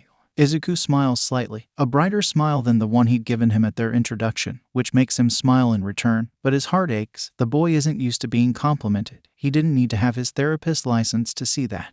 Anyway, back on topic here. Continue telling me about your day that led you to being on the ledge of that roof. Right, the boy nods. Well, after the villain fight, I went to school, and it was a typical day. You know, I got beat up a few times. The teacher asked what everyone wanted to do. He said that they all wanted to be heroes and just tossed the paperwork behind him. He said that Kaken wanted to go to UA, and Kaken said he was going to be number 1 and that started at UA. Then the teacher announced that I wanted to go to UA too, and everyone laughed at me and started yelling things and said I'd never be a hero because I was quirkless and that I'd die before I even got in. Kaken attacked me and threatened me. He does it all the time, so I wasn't too shocked by it. The rest of the day went on as normal. And then classes ended, and I was checking my phone for things about the villain fight I'd seen that morning, and Kaken said that we weren't done and made fun of me some more. And he burnt my notebook and threw it out the window, and burnt my shoulder again, and told me that if I wanted a quirk so bad that I should pray for one in my next life and take a leap of faith off the school roof. Ryo nods mutely, humming softly, as he notes it all down. And then what happened? Izuku racks his brain. Everything had gone by so fast in the last couple of days that he needed to take a minute to remember. Well, I made my way home. I got my notebook back from a koi pond, and I was taking a different route and was walking through a tunnel when this slime villain came out of nowhere and attacked me, trying to force himself down my throat. And did you ever go to the hospital to get yourself looked over for anything parasitic or infectious? He shakes his head. No. All right. Ryo notes it down quickly. Go ahead. Izuku nods slightly. Okay, the slime villain. All Might saved me, and I did something stupid, and we ended up together on the roof of a high-rise. Keigo said he saw us on his way home. All Might deflated and showed me the wound on his side. So, you know about All Might's secret? He nods again. Yay, I know it. Anyway, Yomamai asked him if a quirkless person like me could be a hero, and he said it was good to have a dream, but that I should at least make them realistic, and that a hero's profession is dangerous, and that I would be a liability on the battlefield. Or something like that. Same effect, probably different wording. Anyway, he said no, and left me on the roof and said to knock on the door and hope someone heard me. Ryo shakes his head. Okay, well, it is a dangerous profession, but from what Keigo told us, I firmly believe, and the other members of the staff, that you can be a hero even though you don't have a quirk. He looks up at the silence that follows his statement and smiles sadly as he watches the boy cry into his hands. Society had done this. They'd broken a boy who wanted to simply save people with a smile. Take your time. I know that was sudden. It's not easy having people who believe in you when you've never had anyone. Izuku nods as he tries to get himself under control. He'd told himself he wasn't going to cry, but hearing someone other than Keigo say it made his emotions roar. He nods when he's good. He's gotten himself under control, and rubs his face clean. Anyway, the slime villain that was trapped in the plastic bottle, All Might had trapped him and got free, and it was all my fault. Izuku, he looks up at Hound Dog's soft call. The villain escaping was in no way any fault of your own. Capturing the villain made of slime in a plastic bottle was an ignorance on All Might's part. That blame rests on his shoulders and his shoulders alone. The boy doesn't believe him, but nods all the same. And he notes down the fact that he's under the impression that anything that goes wrong is in some way his fault, and nods for him to continue. Izuku nods in turn. Anyway, I was able to get down from the roof, and as I was walking home I saw that Kaken was stuck in the slime villain's slime. And none of the heroes there were doing anything because they didn't have a suitable quirk. So I moved. It was like my legs gained a mind of their own. They just moved before I realized they were moving. And I deduced that its eyes were a weak point because they were the only solid feature on it, and threw my notebook at it. And it reeled back, and Kaken could breathe again. The other heroes were yelling at me but still didn't do anything. And then All Might saved the day, and Kaken was praised for being so brave and heroic, and the heroes scolded me for stepping in. And did you get looked over by any of the medics at the scene to ensure you were unharmed? No. Ryo nods and notes this down. Okay, go ahead. You're doing great, Izuku. I know this can't be easy for you. Thank you. The boy's utter confusion at being complimented is just as heartbreaking now as it was at the beginning of their session. Anyway, I went home, and my mom was making herself dinner. I knew there was nothing for me, because I have to get my own food, but I didn't have any money for food. Did you eat anything that night? Yay, Izuku nods. Keigo made me something when we got back to his apartment. Good, go ahead. Right, okay. He nods again. So, like I was saying, I went to my room, and just threw myself on my bed, and I think I fell asleep, because when I woke up it was dark out, and I guess I just decided I wanted out. So I packed my backpack full of things that I knew I absolutely wanted, and left, but I left a note for my mom. In case she came to check in case someone noticed I was missing. No one has, she probably doesn't even know I'm gone.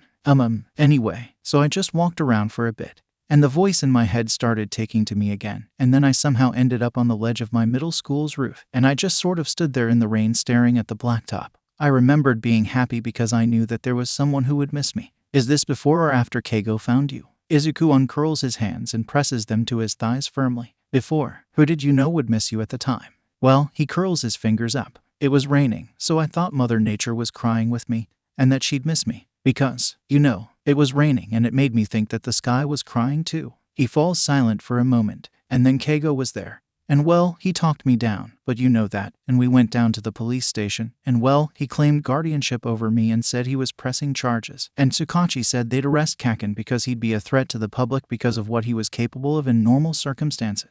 And then Keigo took me back to his apartment and made me something to eat. And then, we just sort of hung out from there. Ryo nods softly, taking notes of his statement. How do you like being with Keigo? It's the first time, in their entire session, that he sees the boy actually smile, and by God, it's the purest thing in the world, and makes a growl rumble softly in his chest as to just how anyone could treat a child as pure and kind as Izuku. I love being with Keigo. He's so nice to me.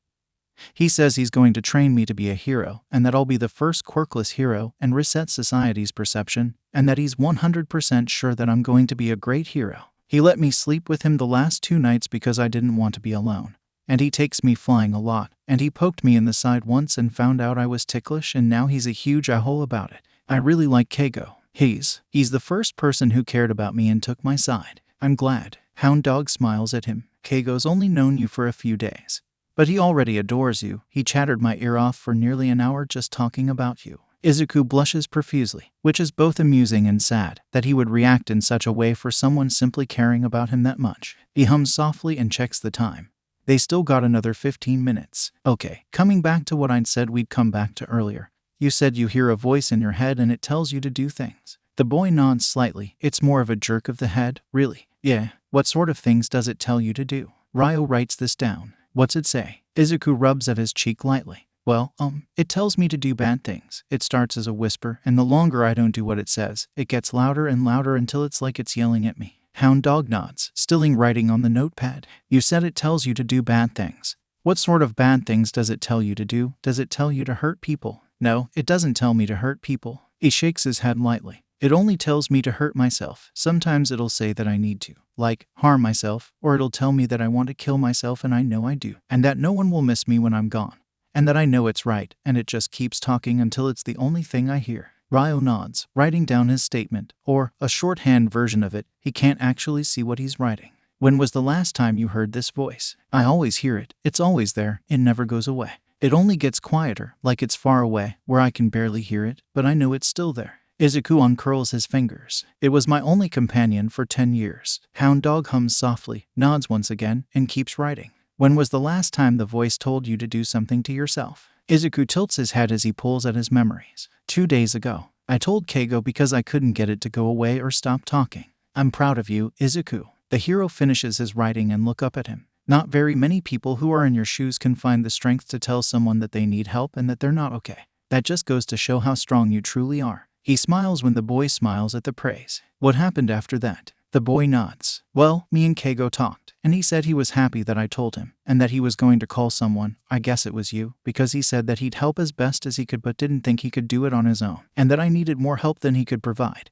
And then he said he wanted me to hang out with him so nothing bad happened. We watched movies and stuff, he took my flying a few times, he attacked sometimes, we just hung out. I liked it. I really love Keigo. Ryo smiles at him. I can assure you, the love is reciprocated full force. As I said, he adores you already. Izuku smiles again. Are you hearing that voice right now? Izuku nods. Yay, I can hear it, but it's really soft, like, in the back of my mind, so I know it's there, but I can't really make out what it's saying. Good. Well, Ryo turns slightly and sets his things down on the small side table next to him. I can help you with the voices. I'm going to prescribe you something. Take it once a day, morning or night. It'll help keep that voice at bay. It won't take it away completely. From the way you talk about it sounds as though it'll be around for a long while, so if you start hearing it again, I want you to do something to distract yourself. You said you like analyzing things, quirks in particular. I want you to do that, listen to music, or even hum to yourself until that voice disappears. Just so long as you're listening to or focusing on something that will help you keep your mind off the voice. Izuku nods mutely and Hound Dog smiles at him. You did extremely well, Izuku. Most who come for their first time just sit here in silence for an hour, so I'm proud that you were willing to talk with me. He stands from his chair. Let me grab Keigo real quick, and you two can be on your way. He nods and looks down at his hands, trying to release the tension in his fingers, trying and not nearly succeeding. Looking over then the couch dips next to him. Keigo smiles and holds out his hand for him to take, and he does so graciously, holding on tight.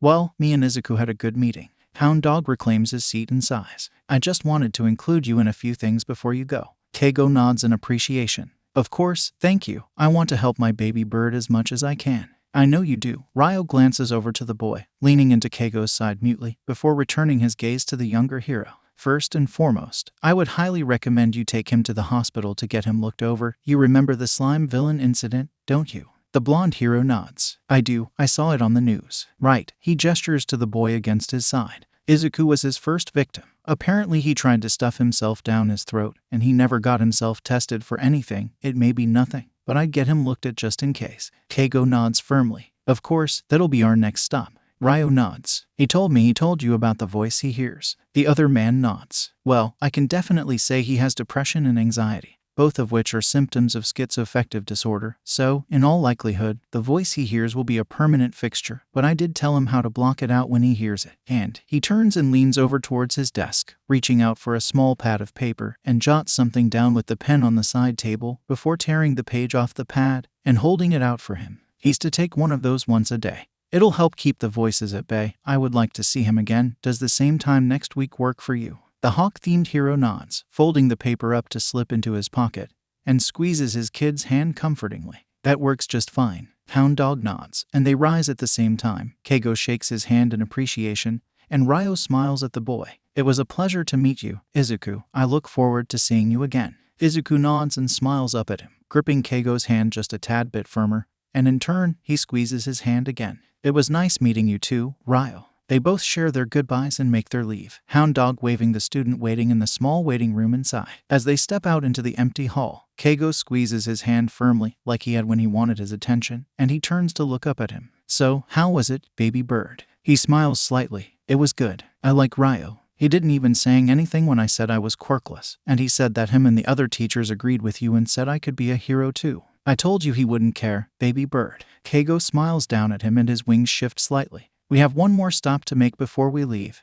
Nedzu wanted to see you real quick. He came down while you were in your session and asked if we'd come by the teacher's lounge before we left. Izuku nods lightly. Ryo said that you read my analysis of you. He bites his lip firmly. I'm sorry. They come to a stop and Keigo turns to face him. Baby bird, you don't have to apologize. I was super impressed. You had suggestions in there that I didn't think to think, which I'm totally going to try. By the way, I'd hire you as my whole analysis department if you weren't 14. It was that good. He curls his hands around his face. I sent a snapshot to Nezu, whose quirk is high specs, which basically means he's the smartest person in the world, and even he was impressed. And that means that you're right up there with him. Really, he stares in his guardian's golden eyes as though searching for dishonestly. You don't think it's creepy? No, Keigo shakes his head. I don't. I think it's truly amazing that you were able to get that much out of my quirk when you didn't even know me at your age. Izuku smiles up at him and jumps forward, curling around the man for a minute, smiling again when arms curl around him in turn. Thanks, Keigo. I love you. A hand curls around the back of his head. I love you too, baby bird. They just stand there like that for a couple of minutes before he pulls away, wiping at his face, because he's an emotional person and tears may have been leaked. The blonde man holds his hand out to him, and he takes it happily, stepping forward as they continue their way down the hall. He'd expected the teacher's lounge to be empty. He was sure school was done for the day. His appointment had been in the late afternoon, but it's not. Izuku recognizes them right away. Present Mike was sitting at a table marking up papers, Midnight sitting across from him doing something on her phone, and Eraserhead was laying on the couch looking like he wanted nothing more than for death to overtake him. Mood. Relatable. Midnight looks up from her phone when Keigo closes the door and gasps softly. Takami, you never told us your new baby bird was this adorable. Present Mike turns to look at him, and from the corner of his eye he can see Eraserhead turning his head. He's not quite used to all the attention, so he ducks into Keigo's side slightly, and the man squeezes his hand soothingly. Kayama. Keigo steps forward to secure them a table between them and the couch. You have no idea just how adorable my baby bird can be. Izuku blushes and sits in the chair next to Keigo, still holding his hand, and rests their conjoined hands on the table as he looks around. Eraserhead heaves a tired sigh. So, you're the one who All Might said couldn't be a hero because you lacked a quirk. The boy nods slightly and averts his gaze. Well, kid, I basically fight quirkless, so I disagree with his logic. It's about skill, not about the quirk. Then he says something that completely blows his mind. I'll help train you. Midnight squeals softly and claps her hands together. Me too. I want to help train the green bean too. He looks up to look between them in surprise. And if it pains them on the inside at the way his surprise shines, they say nothing on it. Present Mike turns in his chair to smile at him. I'll help too, little listener. You're going to be a great hero, quirk or no quirk. Izuku just whispers a small thank you under his breath and leans heavily into Keigo's side. He wraps his arm around him. Midnight and Present Mike's gaze travels up over his head and nod. Keigo must have mouthed something to them. Midnight turns to Eraserhead and mouths something to him, and he nods once in acknowledgement and understanding. Hello, Takami Izuku. If he weren't so used to things just jumping out at him, he would have jumped, like the others did, when the stout just appeared in the chair across from them. Am I a rat, a mouse, a bear? You're a mix between a chimera and a stout. He mumbles softly. The others stare at him. He can feel their eyes, even Keigo's, and Nezu just grins. Is he seeing things, or did the others just shiver? Sorry, I didn't mean to. Nezu waves a paw at him. Why apologize? You were indeed correct. Takami, very nice deduction. I believe you know who I am then. Izuku nods. You're the principal of UA. Very good. The hybrid claps his paws together. Hawks was kind enough to send me a snapshot of the analysis you have of him, and least to say, I was quite impressed. Tell me, Takami, do you have an intelligence quirk? He shakes his head mutely. No, I'm quirkless. There's a change in the atmosphere in the room. And it's coming directly from Nezu himself. It's not a bad atmosphere either, and he blinks when the hybrid grins again and claps his paws together once more. Perfect. Absolutely perfect. Did everyone just shiver again? He's not cold, so why are they shivering? I won't keep you long, Takami. I'm sure you have other business to attend to. He pulls a thick packet out of nowhere, and Izuku blinks again. I was simply wondering if you'd give me a small amount of time to complete this packet for me. Izuku shrugs and nods. Sure. Nezu smiles at him. Not a grin, but the others still shiver. Excellent. Take your time. There's no rush. He slides the packet and a pencil across the table for him. He briefly wonders how he just pulls things out of nowhere, but mentally shrugs and just goes along with it. If there's a question you come across that is too challenging, you are more than welcome to skip it. He nods, pulling away from Keigo's side, and lets his hand go to pick up the pen, and leans over the packet, reading the first question mutely and circles one of the optional answers underneath. Nezu busies himself by sipping from a cup of tea that he, once again, pulled out of nowhere. Keigo whispers to the others over his head softly. They're talking about him and Nezu. He can make that out. But that's it. They're whispering too softly to make out actual words. It takes him what feels to be at least 45 minutes before he circles the answer for the last question for the thick packet, turns it over so the first page is facing upwards, and sets his pencil down. Done. He feels eyes on him again, and Keigo elbows him lightly. Baby bird, it's only been 20 minutes. Do you think you might want to go through the packet again just to be sure? Izuku blinks and turns to look up at him. 20 minutes. He shakes his head. I was sure it had been at least 45. Oh, no, Mr. Takami. He turns to look at Nedzu, who's smiling again, setting aside his tea as he pulls the packet in front of him. It's been 20 minutes, if we're going to be precise. It's been 18 minutes and 37 seconds. He watches the principal pull out a pen. From nowhere, he's starting to notice a trend and look over the pages silently, flipping them one by one in 60-second intervals. Another grin slowly overtaking his features. He can feel the eyes on them and feels a note of horror dripping into the room when the hybrid hasn't marked anything on the packet yet. Izuku sighs, reaching Hikeigo's hand again, who gives it to him willingly and leans back into his side, the silence in the room covering them like a cloud as Nedzu has yet to mark the pages. The whole room, or at least, it feels like the whole room, shudders when Nedzu closes the packet and sets his pen down, not a single mark made, and crosses his paws on the table in front of him. His grin is just a tad bit sharper, or, perhaps, better said, a tad bit more feral. Mr. Takami, do you know what this packet is that I just gave you? He shakes his head, vaguely seeing Eraserhead sit up in the corner of his eye, and clutches Keigo's hand just a tad harder. No, what I just gave you was an IQ test. I was very interested to see just what level you sat at, from the snapshots Hawks sent me alone. Nedzu takes a moment for him to comprehend. Now, the highest IQ ever recorded was at least 300, so that's usually where it maxes out. My IQ is at least 300, as I said, I wanted to see just where you sat on the scale. He taps the packet. Mr. Takami, in estimation, you have an IQ of, at the very least, 250. You could hear a pin drop from how silent the room is, and horror washes over the atmosphere when Nedzu holds out a paw. It's a great pleasure to meet you, Mr. Takami. He reaches out hesitantly to shake his paw. I have an offer, if it's all right with you. I would like to offer you a position as my personal student.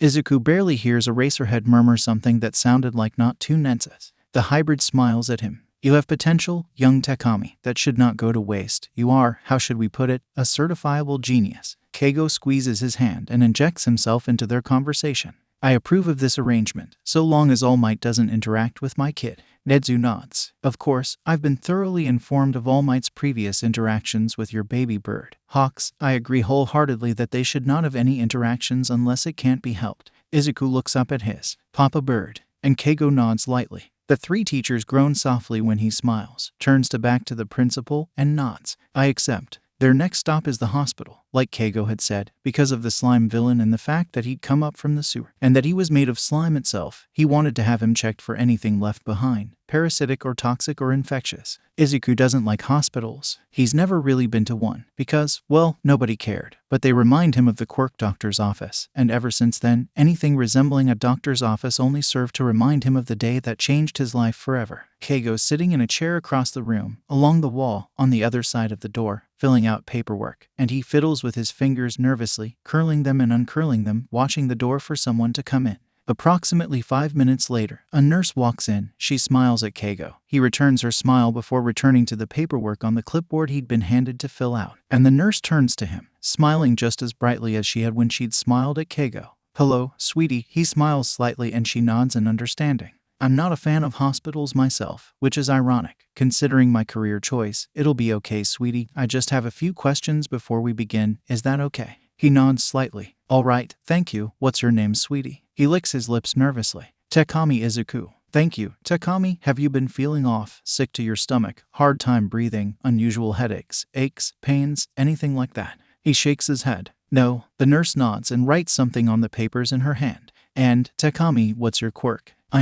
She looks up at him expectantly, and just naturally, he averts his eyes. I'm quirkless. The nurse inhales sharply. So, should we really be doing this, Takami? He lifts his head when he sees movement, Keigo's head snapping up at her words, and he bites his lip. You're wasting our time. Our time is very valuable. There are other patients that I could be tending to. You're simply not worth our care. What did you just say? Keigo sets the clipboard down. He's finished the registration paperwork anyway, and rises from his seat. He was attacked by the slime villain. I'm sure you've heard of him. That fight was all over the news. He needs to be looked over for anything parasitic or infectious. The nurse turns to him. Why, if he does have anything in his system, we should just let it run its course. I mean, he's quirkless. I know he's quirkless. He grinds out. But he's still human. I could have you arrested for quirkless discrimination and refusing to treat a victim of a villain attack. I doubt that, sir.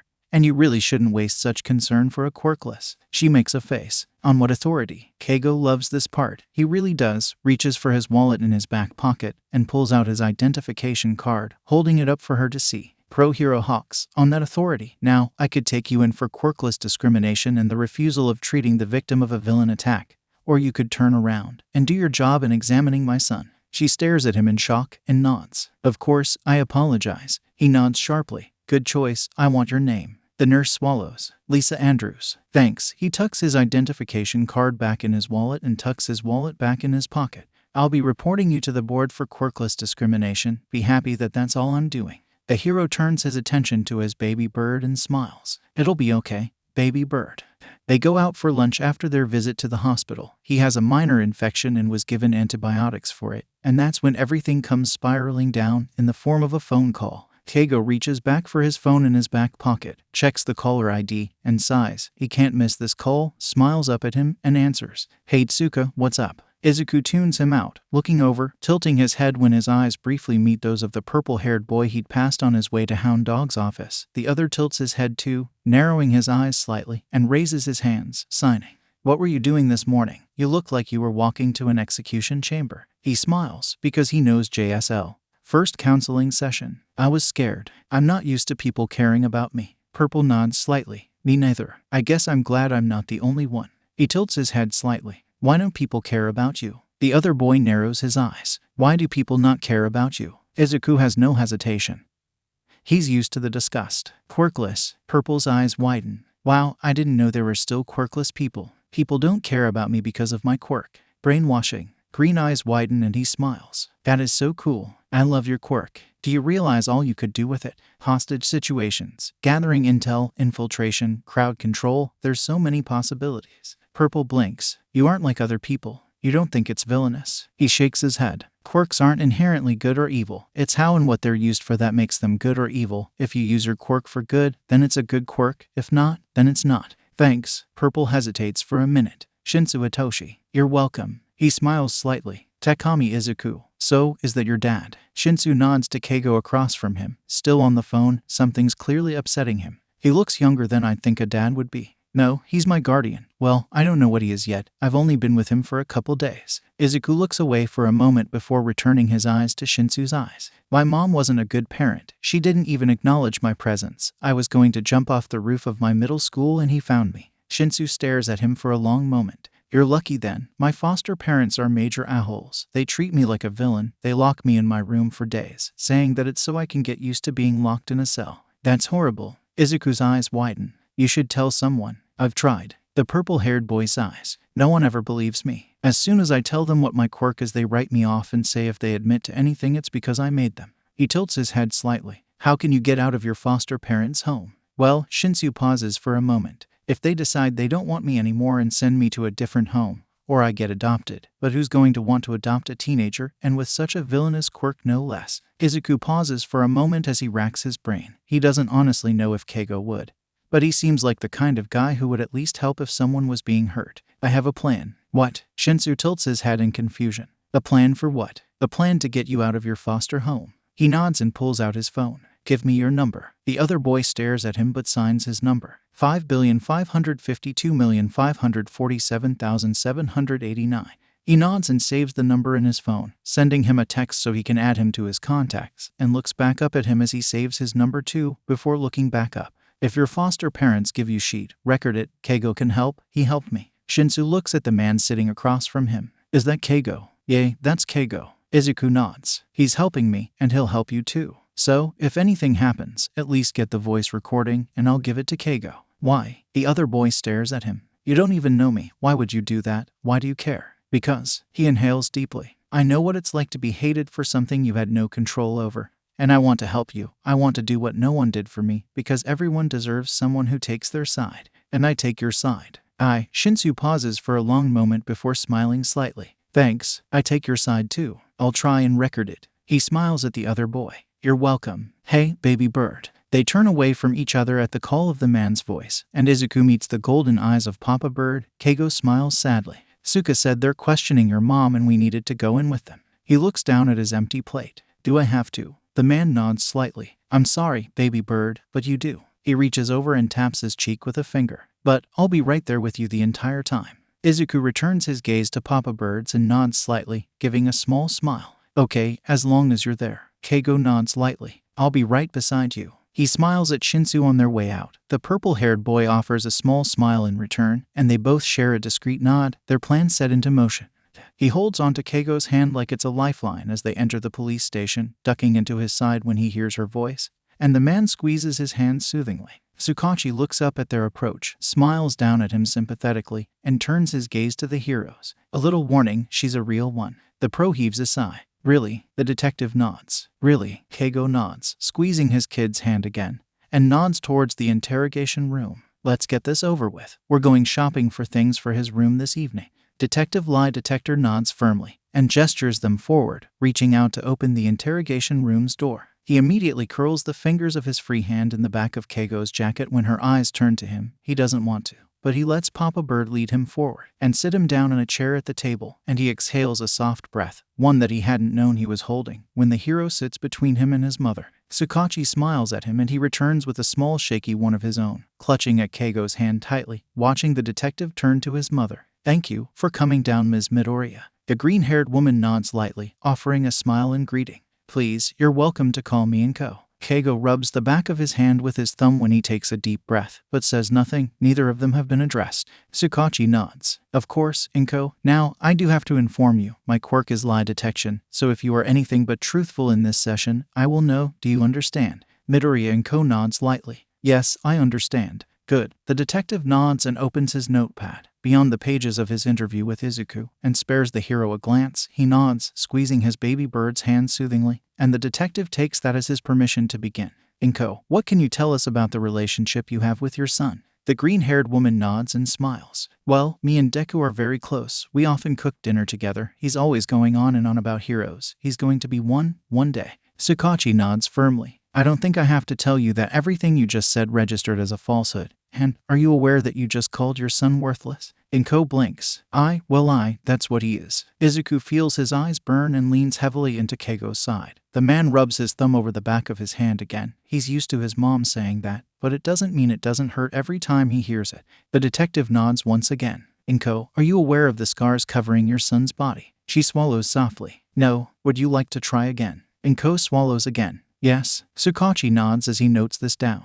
Do you know where your son got these scars? She swallows once more. No. I see. He notes this down. Do you know the relationship he has with a Bakugo Katsuki? Inko nods. Yes, they're best friends. They've been friends since they were in diapers. Keigo hums softly, and both mother and son turn to look at him. The man only turns to look down at the boy, smiling at him comfortingly. Tsukachi nods. Were you aware of Bakugo Katsuki consistently assaulting your son? She shakes her head. No. The detective nods. Are you aware of Bakugo Katsuki attempting to strangle your son? She shakes her head again. No. Tsukachi sighs and sets his pen down. Ms. Midoriya, I believe we've gone far enough. We've got video evidence of Bakugo abusing your son and attempting to strangle him. You admit to know he has scars, and yet that you don't know where he got them from. Well, what was I supposed to do? She finally breaks. He's taken everything from me. My friends, my reputation, my husband. He was weak. He's quirkless. Just another statistic of quirkless children who die. Keigo finally breaks his silence. So, what you're saying is that you did know your son was being beaten and abused, and was just sitting back and waiting for him to die.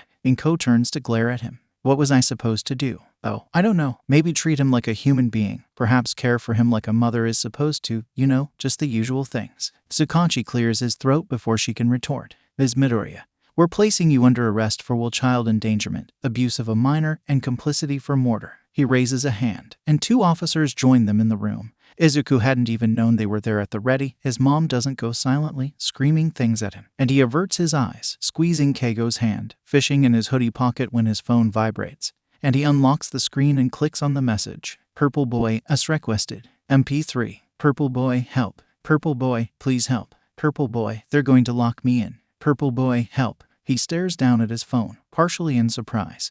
He hadn't really expected Shinsu to do it, but he had, and he was asking for help. He asked more than once, so he knows he must really need it. Turning away from his phone, he tugs on Keigo's hand until he looks down at him. "What's up, baby bird?" "Keigo, I made a friend at the cafe we went to. His foster parents aren't good. They're worse than my mom. He sent me a recording and he's asking for help." The hero sighs, but nods, reaching for his phone. "Let me see." Mr. and Mrs. Akoita are immensely surprised when they answer the knocking on the door and see the pro-hero Hawks standing on their doorstep, with a timid green-haired boy standing behind him. Mrs. Akoita brushes her fingers through her hair. What do we owe the pleasure?" The hero looks around the room. "Shinsu Itoshi, I need to see him." Mr. Akoita frowns. "What's that villain done?" Izuku curls his fingers in the back of Papa Bird's beige coat, and the hero stares at the man who was given permission to house children in the foster system. "My reasoning for seeing him isn't any of your concern. I requested to see him, and that's all you need to know." Mrs. Akoita purses her lips and exchanges a glance with her husband. "We don't have anyone here by that name." "Is that so?" Hawks turns to the green-haired boy behind him. "Baby bird, can I have your phone?" The child nods and passes the device over, unlocked already, and the hero presses on the other's name, staring at the couple as the phone calls the others, tilting his head slightly when the phone rings on the table on the other side of the couch. "If you have no one here by that name, why's his phone here?" Mr. Akoita glances at his wife. "What we meant was, we did have a boy here by that name, but he left earlier this afternoon, and he must have simply forgotten to take his phone with him." Right, because teenagers just forget to take their phones with them all the time. It's a common thing. He hands the phone back to his kid and returns his attention to the two foster parents. "You won't mind me looking around for a few minutes, just routine. There was a report about Shinsu, and if we have to get the police involved, or even more heroes, that could look pretty bad." Mrs. Akoita nods at her husband. Of course, we wouldn't want to cause everyone that much trouble." Hawks nods, reaching back for the green-haired child's hand, who in which takes hold of it, and the couple steps aside to allow them into their home, exchanging frantic glances behind their backs. It doesn't take long for him to find the oddity, and he turns to the couple. "Why this door padlocked?" Mr. Akoita clears his throat. "One of our children has a rather dangerous quirk. We keep him in there for his safety and the safety of the rest of our children." The hero nods. "What's their quirk?" Mrs. Akoita makes a face. "Brainwashing." Keigo hums. "You won't mind me taking a look, would you, just to be on the safe side?" The wife turns to her husband and he nods sharply. She turns back and fishes a key from her pocket. "Of course, let me get that for you." Their two guests step back a step and watch her unlock the door slowly, her hands shaking, and steps aside for the hero. "Be careful now, his quirk is a dangerous one. Villainous, don't get yourselves hurt with him." The hero spares her a look. "I think we'll be fine." Izuku peeks out from around his arm, trying to see in the darkened room, but the visibility is next to none. Hawks reaches for the light switch and frowns when there's no power to the room. The lights remain off, and turns to the couple. "Why's there no power to this room?" They merely stare and he nods in clear understanding. He hates these kinds of people and reaches into his coat pocket for his phone, turning on the flashlight. He steps inside, shining the light around the room, baby bird clutching the back of his coat.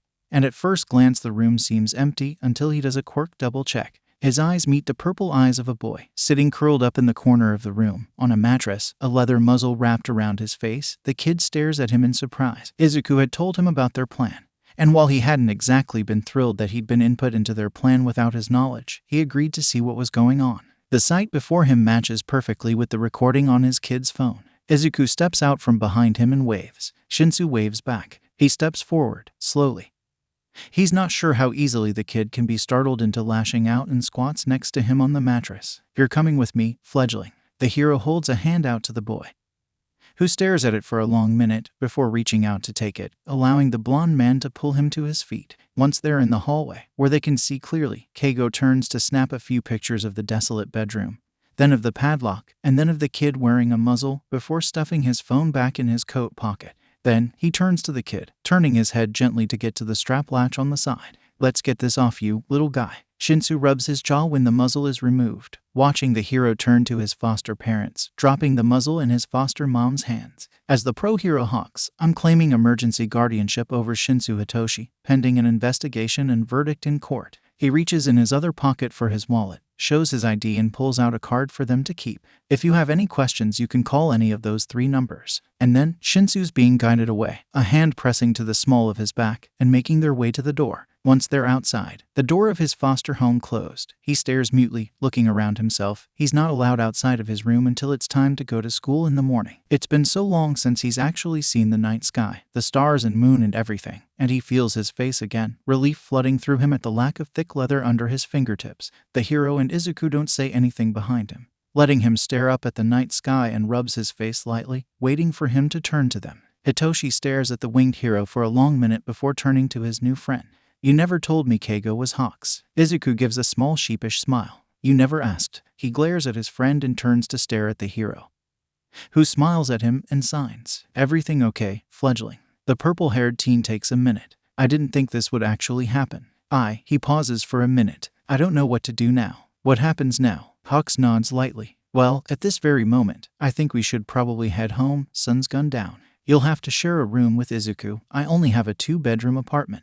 We're gonna go shopping tomorrow. Shinsu stares at him in surprise. So that's just it. I'm yours now. The man nods. Yay, you're mine now. We'll have to talk to Tsukachi about this so a case can be opened, but we can wait a couple of days. The purple-haired teen nods slightly. What about school? It just started. Hawks nods faintly. I'll call Netsu and inform him of the situation. I'll call you off the next couple of days so you can get settled in.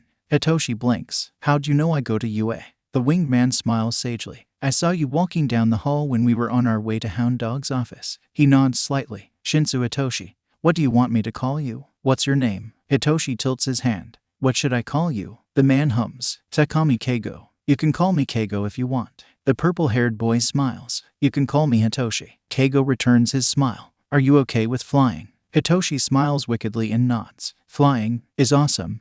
Hitoshi wakes up shortly after Izuku, his friend still laying in the bed next to him. Keigo said they could get 2 twins if they want, but he's been ostracized his entire life because of his quirk. Izuku had said he was 2 because of his lack of quirk, and that he wanted people to be close, he wanted to touch people, so he knew he wasn't alone. His friend had said he didn't mind sharing a bed, so they were keeping the single king-sized bed in their new bedroom. He looks over when Izuku elbows him. Wanna go see what's for breakfast? He nods, and they both turn to get out of bed, both wearing a pair of Keigo's old clothes. Big, but not too much so. They definitely need to get clothes of their own.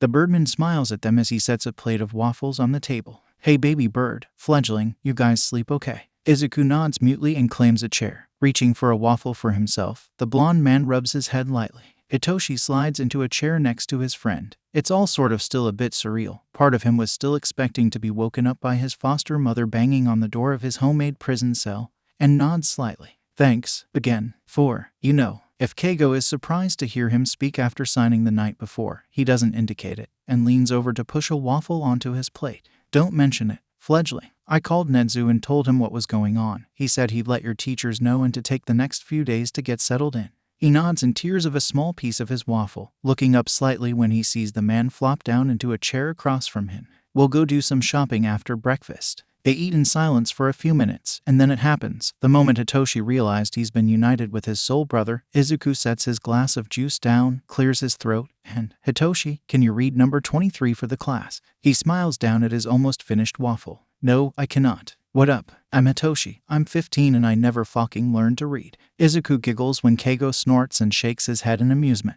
They finish cleaning up breakfast around 11 and then they make their leave. The doorman nods at them as they exit. Izuku seemingly always holds onto Keigo's hand. He'd been holding it when he'd seen him for the first time in the hallway on his way to class. And because the man doesn't seem bothered with the other boy holding onto his hand, he doesn't think he'll be bothered if he curls his fingers in the sleeve of his blue jacket either. He doesn't say anything when he does, and he knows the hero most certainly feels him holding on.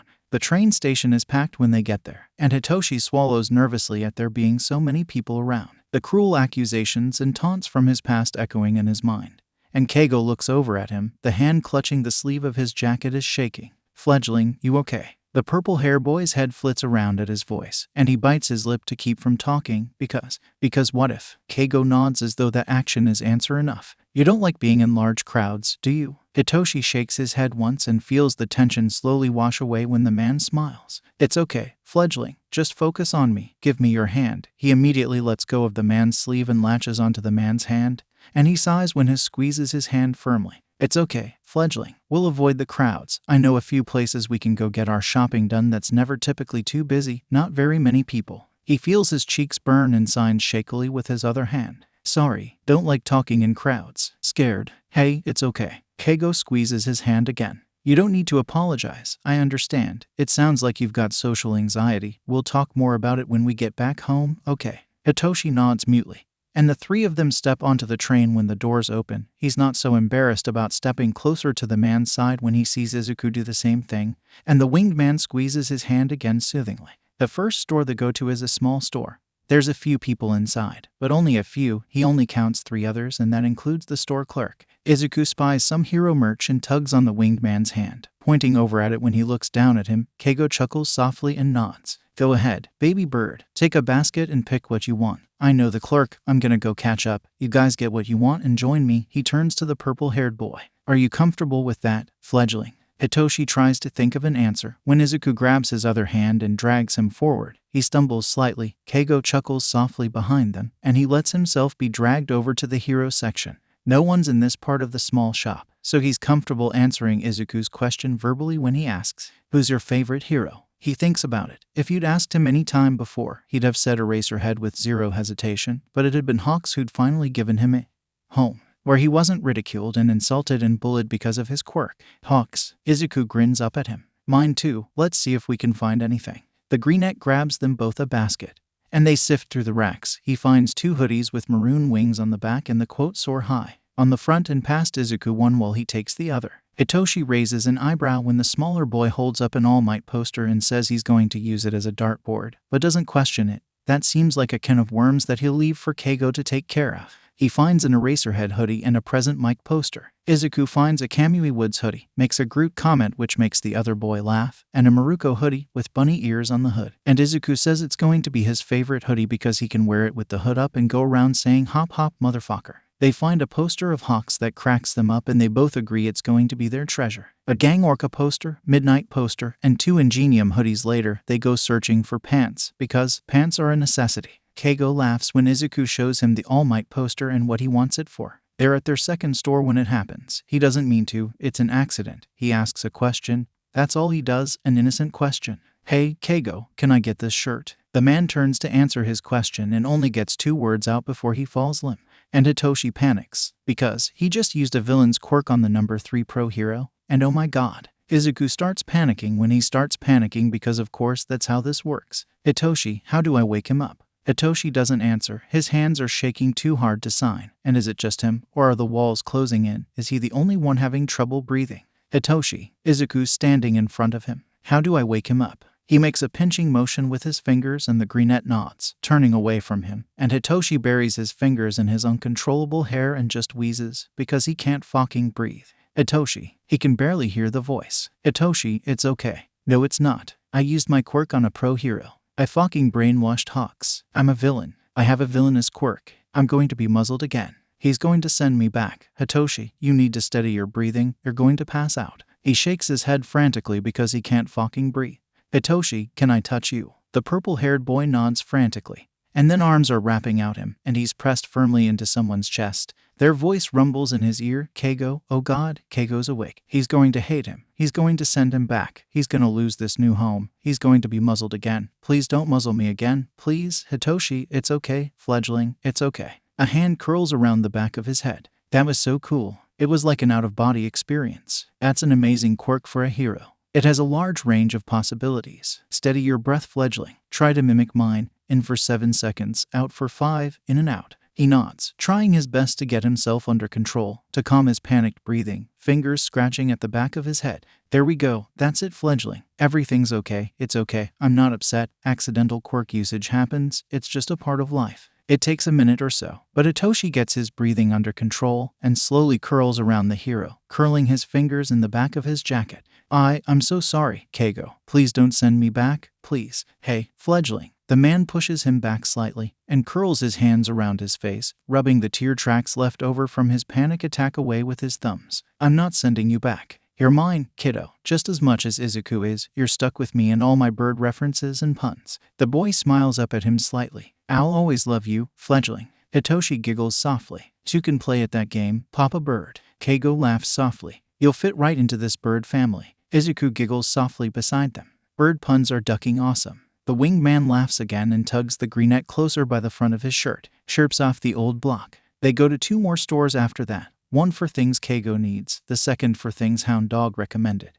And the man sends their things back to their penthouse with his feathers so they're not lugging bags around with them. Hitoshi stops responding verbally and Keigo seemingly has no problems with it. Him and Izuku both know JSL, and so they begin signing to each other instead. Keigo responds verbally while they're walking down the street because it's rather difficult to sign back with them holding his hands as an anchor. The three of them stop at a cat cafe for lunch. And honestly, both boys are just basking in the attention from an adult that isn't spiteful and cruel, unusual, but more than welcome. It would take some time to get used to. Okay, fledgling, baby bird. They both look up from their phones at the sound of his voice. This time, Izuku smiles and drops his phone. Jumping up from their bed, darts around to the purple-haired teen's side, takes his phone and tosses it down next to his, tugging him up with him. Come on, it's nest time. Hitoshi stumbles as he's tugged off the side of their bed, stumbling slightly before he catches his footing. What's nest time? My favorite time of the day. The greenette throws their door open and tugs him down the hall. It's gonna be yours too. Keigo's sitting in a pit in the floor, reclining lazily, munching on a cookie as he scrolls through the newsfeed on his phone. Hitoshi yelps when Izuku just jumps into the pit full of pillows, pulling him in with him. The man waiting there chuckles softly as they right themselves. Izuku claiming a pillow with a llama on it and a thick fluffy blanket and curls up like a cat at the blonde's side. He scratches his head lightly and returns to his phone. Hitoshi watches them for a moment and looks around. Nice nest, pun completely intended, and reaches for a pillow with a kitten wearing a sombrero on it and a fluffy blanket of his own, before crawling over the mound of pillows to the man's other side. Tentatively, because he's not sure, he curls his blanket around him, hugs his pillow and rests his head on the man's thigh. He closes eyes and holds his breath, waiting for anything, and sighs when fingers merely scratch at his head. There's a rustling of plastic, probably from a package of cookies. Keigo sets his phone aside and bites into his second cookie. Okay, so what kind of movie are we watching today? He knew things were going too smoothly. He knew that the other shoe would come dropping down eventually, and he'd prepared for it. So when he answered the door that morning, the boys sitting behind him at the table eating breakfast, he wasn't surprised to see his handler standing at the door. Hawks. Her tone is terse and bland, as it's always been, and she steps in as though she owns the place, even though the lease is in his name and it's his money that pays the rent. You've been missing your check-ins. Protective instincts spike when she falls silent, and he turns, watching her stare at his boys, and his boys stare back at her. I've been busy. She spins on him, eyes sharp. Why are there children here? The hero spares them a glance. I took them in. You do nothing without our permission. She jabs a finger over her shoulder. Get rid of them immediately. Keigo waves a hand at them. They're kids. They need a home. I don't care what they need. She glares at him sharply. Your only concern is your job. Children aren't in the image that's been created for you. Get rid of them. I can't just dump them out on the street. You have a week, Hawks. Her tone grows frigid. If they're not got in a week, we'll give them a home, just like we gave you. The hero spreads his wings slightly. You won't touch them. She smirks at him, a biting smirk, cruel as it always was. Don't forget who owns you. Hawks, we tell you what to do, and you follow your orders. You have a week. Both hero and boys watch her leave, closing the door behind her, as calm as she'd been when she'd arrived.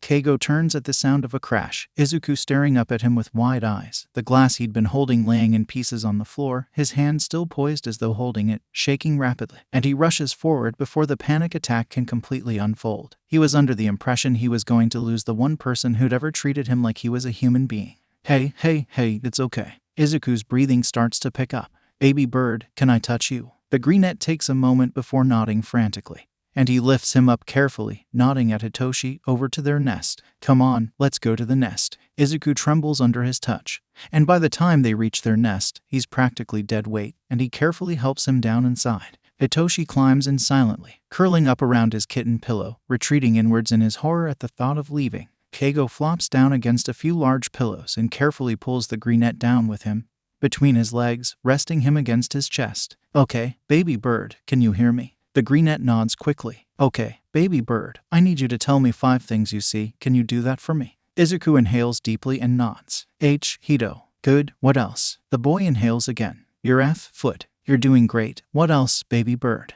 The greenette curls his fingers in the hem of his shirt tightly. See, clouds. Very good. 2 more. Can you tell me 2 more? Izuku nods. He's still on the edge of hyperventilating, but coming back from that edge.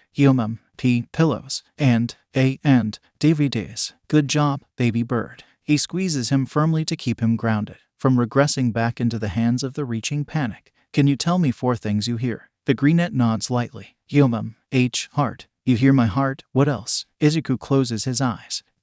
Wind chime. Good job, baby bird. What else? The boy tilts his head. Cluck. One more, baby bird. His tension slowly starts to slip away. Ilmum.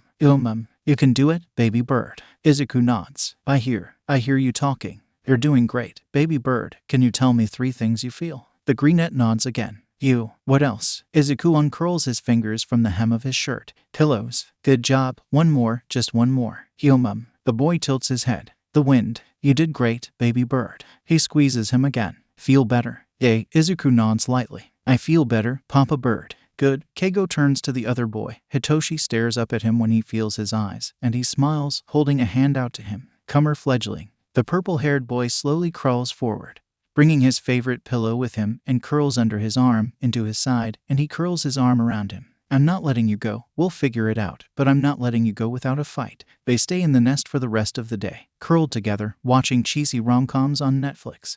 Izuku is reluctant to leave Keigo's side when the day comes for his first lesson with Nezu. The man offers to let him wear his coat. It's heavy, it's thick, and it smells like him. And the timid teenager accepts his offer and bites his lip, hugging his arms around himself when he's left in front of the office door as Keigo takes Hitoshi down for his first appointment with Hound Dog, resisting the urge to turn and run after him. He tilts his head when he slips his hands into the coat's pockets, and soft plumage brushes his fingertips. A feather. Papa Bird had left a feather in the pocket of his coat, and he smiles, a small slight sense of confidence washing over him. Papa Bird could feel the vibrations in his feathers, and he knows Morse code. Don't ask why. He had a lot of alone time growing up. It was a part of a set of skills he'd learned while left to his own devices for 11 years. The door opens before he can knock on it. Nezu waves him in from behind his desk, and he steps in cautiously, curling his fingers around the feather in the coat's pocket. Hello, young Takami. No need to be afraid. If it comes to be too much, do tell. I'll call for Hawks. He nods mutely and sits across from the chimera. Nezu crosses his paws in front of him and smiles kindly. Well, Mr. Takami, we've got an hour to ourselves. What would you like to do with it? Izuku mulls it over in his head as he curls inward. The coat smells like Papa Bird and it's comforting. It also brings back the memories from yesterday morning, the lady's threat, her declaration of Papa Bird being someone's property, and a cold resolve grows in him as he straightens up, meeting Nezu's feral grin with a rare one of his own. I want to bring the Public Hero Safety Commission burning to the ground. The stoat nods, a light shining in his eyes. May I ask why? Well, this lady came over yesterday morning while me and Hito were eating breakfast, and she told Papa Bird to get rid of us because he couldn't do anything without being given permission. He feels anger well up inside of him. It's not a new feeling, but it's staying as new for him. She made the declaration that they own Papa Bird. He nods firmly. People aren't made to own people. Everyone has the right to free will. The system is broken and needs to be rebuilt. Everyone should be held accountable for their actions. The principal nods lightly. Very well thought out, young Takami, and I agree wholeheartedly. He grins a grin that sends shivers down his staff's spines. It sounds like it could be a grand adventure. Izuku smiles a small smile. I can show you what I've got. That surprises the stoat. You've already begun this project. Yay, the boy nods slightly. Before I met Papa Bird, I had a lot of alone time on my hands, so I thought I'd do what I can. By all means, Mr. Takami. Nezu gestures to a rolling chair next to him. Show me your inventory. The greenette smiles again, just a bit bigger, and stands slowly, crossing around behind the principal's desk, only scooting up to the computer when the stoat nods, giving him permission, and presses a few keys on the keyboard. A dark screen pops up, and he types in his credentials, opening the library of his collections. All dirt on the Hero Commission. He's thought they needed to be taken down a few notches for a long time. They were getting all high and mighty. This one's about Papa Bird. He clicks on a file titled Young Heroes Training Initiative. Please don't say that I know. Nezu raises a paw. What happens within this office shall stay within this office. Young Takami, I rarely say this, but I am baffled as to how you managed to find the files for the Young Heroes Training Initiative. Izuku nods, clicking on a file within the file, pulling up a series of photographs, all of a young Keigo Takami in various conditions, none of them positive. It wasn't very easy, but it wasn't very hard either. They were coded into a data bank, so it took time to piece them together, but I did it. He clenches his fingers into a fist when he sees the one of them pulling feathers out of Papa Bird's wings, tail feathers, and the report that went along with it stating that they were removed because they didn't fit the image they wanted for him. I want to make them suffer like they made Papa Bird suffer. Well, Mr. Takami. The stoat rests a paw on his shoulder and the greenette turns to look at him. There will be nothing left once we're through with them. Izuku smiles. Papa Bird. Hitoshi mumbles under his breath, clutching the man's hand tightly as he looks around cautiously. I don't think I can do this. Sure, you can, fledgling. Keigo squeezes his hand. I talked to Hound Dog when I set up your appointment. I told him about your quirk and fear. He knows JSL. If you'd feel more comfortable talking to him that way, then it's fine. The purple-haired teen didn't seem to be all too comforted by that. Are you sure? I'm positive. He squeezes his hand sharply to gain his attention. Fledgling, it'll be fine. I'll be right out here. And if you can't do it on your own, Hound Dog will come get me. Hitoshi nods, biting his lip nervously, staring at the office door unblinkingly. He understood why Izu looked like he had when he saw him for the first time. It was terrifying. He was terrified. Because what if he slipped up? What if? Nedzu. The greenette looks up from his notebook when the chimera hums. The lady said that Keigo had a week to get rid of us or they'd take us and give us a home like they did for him. Nedzu smiles at him. And, you want to use public support to close their door. Izuku nods, smiling slightly, turning his phone around to show him a photo of him and Hito with Papa Bird before he left for patrol. It was one of his favorite photos. I do. Have you got any more photos like that one there? The stoat grins sharply when he nods. Well, Mr. Takami, I'd say it's time for the world to know about the Hawks family.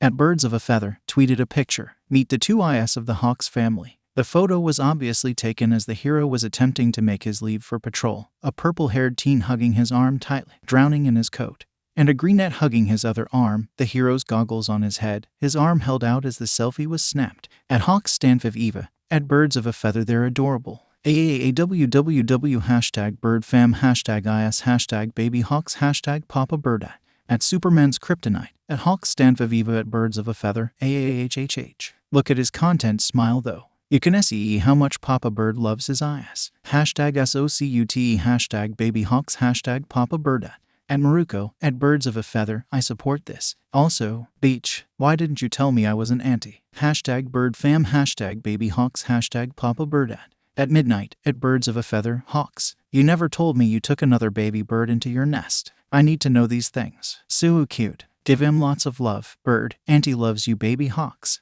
Hashtag bird fam, hashtag him in love, hashtag hero fam, hashtag baby hawks, hashtag Papa Bird at the world is flat, at Superman's Kryptonite, at Birds of a Feather. Yes, look at the heroes comment to show their support. Hawks looks so happy. Bird fam is best fam. Hashtag bird fam, hashtag baby hawks, hashtag Papa Bird at Kamui Woods, at Birds of a Feather. Does this make me an uncle now? Hashtag bird fam, hashtag hero fam, hashtag baby hawks, hashtag Papa Bird.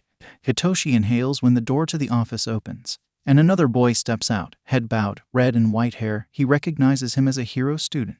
Their eyes meet for a brief moment, and lock together. Something akin to understanding flows between their locked gazes, and then the boy's gone, the connection broken, and the door is closing behind him as he steps out into the hallway. You must be Takami Hitoshi. He turns to look up at the tall man. He recognizes him, as he would. He was at the orientation. Hound Dog smiles down at him as best as he can. You can call my Ryo, if you'd like. The hero smiles again and looks over his head to the hero beside him. Same as last time, Keigo. I'll come get you if he becomes too overwhelmed. Hitoshi's eyes widen as he turns to look at Keigo. And the blonde man smiles, squeezing his hand again. It's okay, Fledgling, it really is. I'll be right out here. Neither of them rush him when he looks between them both nervously, biting his lip harshly, and nods minutely a moment later, still biting his lip, letting go of the hero's hand, ducking slightly as he steps into the other hero's office, sitting mutely on the small couch, staring down at his hands as the doors close softly, and the hound hero returns to the desk chair across from him. A long moment of silence follows. So, Takami Hitoshi. He looks up to meet the hero's eyes cautiously. What would you prefer to be called? Ryo doesn't seem to get angry when he doesn't respond. He merely nods to his hands. It's okay, you can sign, if that makes you feel more comfortable. He nods, slowly moving his hands. You can call me Hitoshi. Okay, Hitoshi, it's nice to meet you. Hound Dog crosses his legs. Now, we have an hour. What we do with it is up to you. We can just sit here in silence, we can talk, we can do whichever you prefer to do. Hitoshi stares down at his lap again. Honestly, he wants to just sit here in silence. He doesn't like talking to people except Keigo and Izuku. But then he didn't want Keigo to think he'd wasted his time. And so, he takes a deep breath, looks up at the hero across from him, and nods slightly. I want to talk. Okay, thank you, Hitoshi. Ryo reaches for a pen and notepad. I know it's not easy. You and your brother are two of the very few who actually want to talk in their first session. Hitoshi stares as the hero turns back to him. What should we talk about? The purple-haired boy shrugs, completely at a loss. I don't know. That's fine, Ryo nods. Why don't we talk about how you came to be with Keigo? Nezu. Izuku stares at the screen, at the boy he'd seen come out of Ryo's office before his first session, walking down the hall slowly, his head tilted downwards, hair covering his eyes. The boy who'd shared in his understanding of being a broken person. Who's that? The stoat lifts his eyes from the boy's notebook to see of whom he was referring to. Todoroki Shoto, the youngest son of Endeavor. The brunette nods. He's like me and Hito. Nezu closes the notebook gently and sets it on the desk between them. How so? Broken people know broken people. He nods to the other boy on the screen. I saw him when I came to see Ryo for the first time. And we looked at each other, and he smiled slightly, that smile that says you understand. Izuku watches him turn to pull open another door. He's not safe, Nezu, and I want to help him. Tell me, young Takami. Izuku feels as though he's being tested. What could be safer than living under a roof with the number 2 hero in all of Japan? He clenches his fingers into fists. Just because you live with a hero doesn't mean you're safe. Very well said, Mr. Takami, very well said. Nezu presses a few keys on the keyboard. I've been waiting for someone to come along wanting to aid young Mr. Todoroki, and for the right reasons. Izuku looks around as he thinks, listening to the voice in his head. It doesn't always give bad advice. Keigo said he wasn't thrilled that he'd been put into our plan before, but he never said never to do it again. He nods, because, thank you voice, you've never led me wrong before. I have a plan. Keigo sighs when the game he'd been playing on his phone is interrupted by the caller ID screen of his handler. She'd said he had a week, 7 days to figure things out, and he hesitantly answers the call, pressing his phone to his ear. Hello, Hawks, did you make the Birds of a Feather Twitter account? He tilts his head. I have no idea what you're talking about. Irrelevant then. Keep the kids. Public opinion favors you with having children. Okay. His mind has officially stopped working. Okay, good. Remember to check in next month.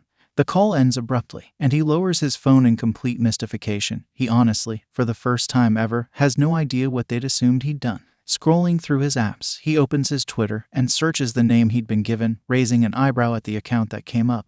Only one picture. It was one of his favorites, and whether or not it was currently being used as his lock screen, he'd never admit, and he smiles, shaking his head fondly. Nezu and Izuku.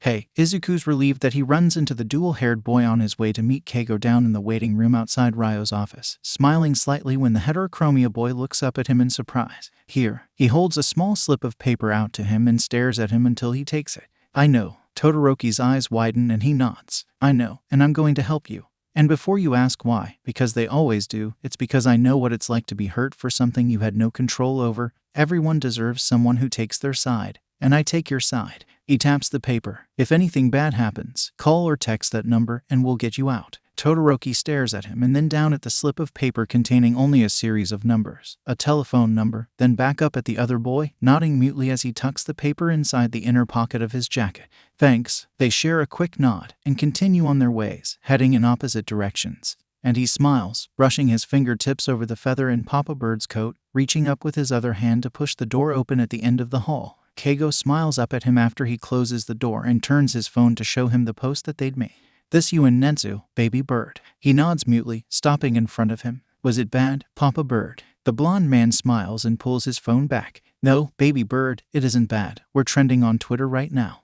2:34 a.m. That's what his clock reads when he's awoken at the sound of a loud knocking on the door. Groaning, the hero nods, pushing his blankets back, stretching his wings slightly as he pushes himself out of bed, and rubs at his face as he leaves his room, spotting Izuku and Hitoshi peeking out from their room.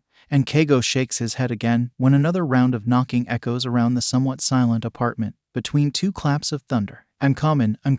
Unlocking the door, he pulls it open, falling dead in his tracks at the heterochromia eyes that stare up at him under wet bangs. Because, excuse me, but what the fuck? Izuku and Hitoshi poke out from behind him, and the youngest Todoroki, who's standing outside his front door with Nezu and a government official that he's 99% sure has power over the commission's head, smiles at them slightly, a wet backpack over his shoulders and a blanket curled protectively in his arms. Keigo, for once in his life, isn't sure what he's supposed to say. Come in. His two boys back away, and he reaches for the light switch as he steps aside to allow the three of them inside, flipping the lights on, so they're not all standing in the darkness, with the only source of light from the cracks of lightning in the stormy night sky around them. I apologize for such an early visit, Takami. Nezu begins once they're all inside, the door closed, and sitting around the island. I was hoping you'd be willing to take in one more to your collection of little birds. The blonde man stares at him for a long moment. Excuse me for saying, but what the fuck? And turns to watch the three boys whisper to each other softly. He narrows his eyes at his greenette, oh, come on, and turns his attention back to the stoat. Wouldn't he be safer in his own home? One would think so, wouldn't they? He rubs his face again when the principal nods at the man with him, who opens a tablet he hadn't known he'd been holding. Because this is way too early to be dealing with this. We wouldn't have come so early, but young Todoroki called, and we acted as quickly as we could. The video he's given isn't pretty, it's security footage. And he's pretty sure the means of which they gained it most probably isn't completely legal. But when it came to helping people, especially children, if you had to cross that thinly drawn line, then you do it. He'd always looked up to Endeavor, aspired to be a hero like him, but seeing him in this light, how he'd treat his own child, is something not even he is able to look around. It's appalling, to say the least. And he has to replay it a second time, from the sheer fact that he doesn't believe it the first time. Keigo spares the boys a glance as he passes the tablet back before turning back to the stoat. What about the commission? Surely they won't approve of this. Nedzu actually smiles as he gestures to the man he'd brought with him. Takami, this is Mr. Koyoka, one of my closest friends. Everyone has someone they answer to, and for lack of proper analogy, Mr. Koyoka is the someone the commission answers to.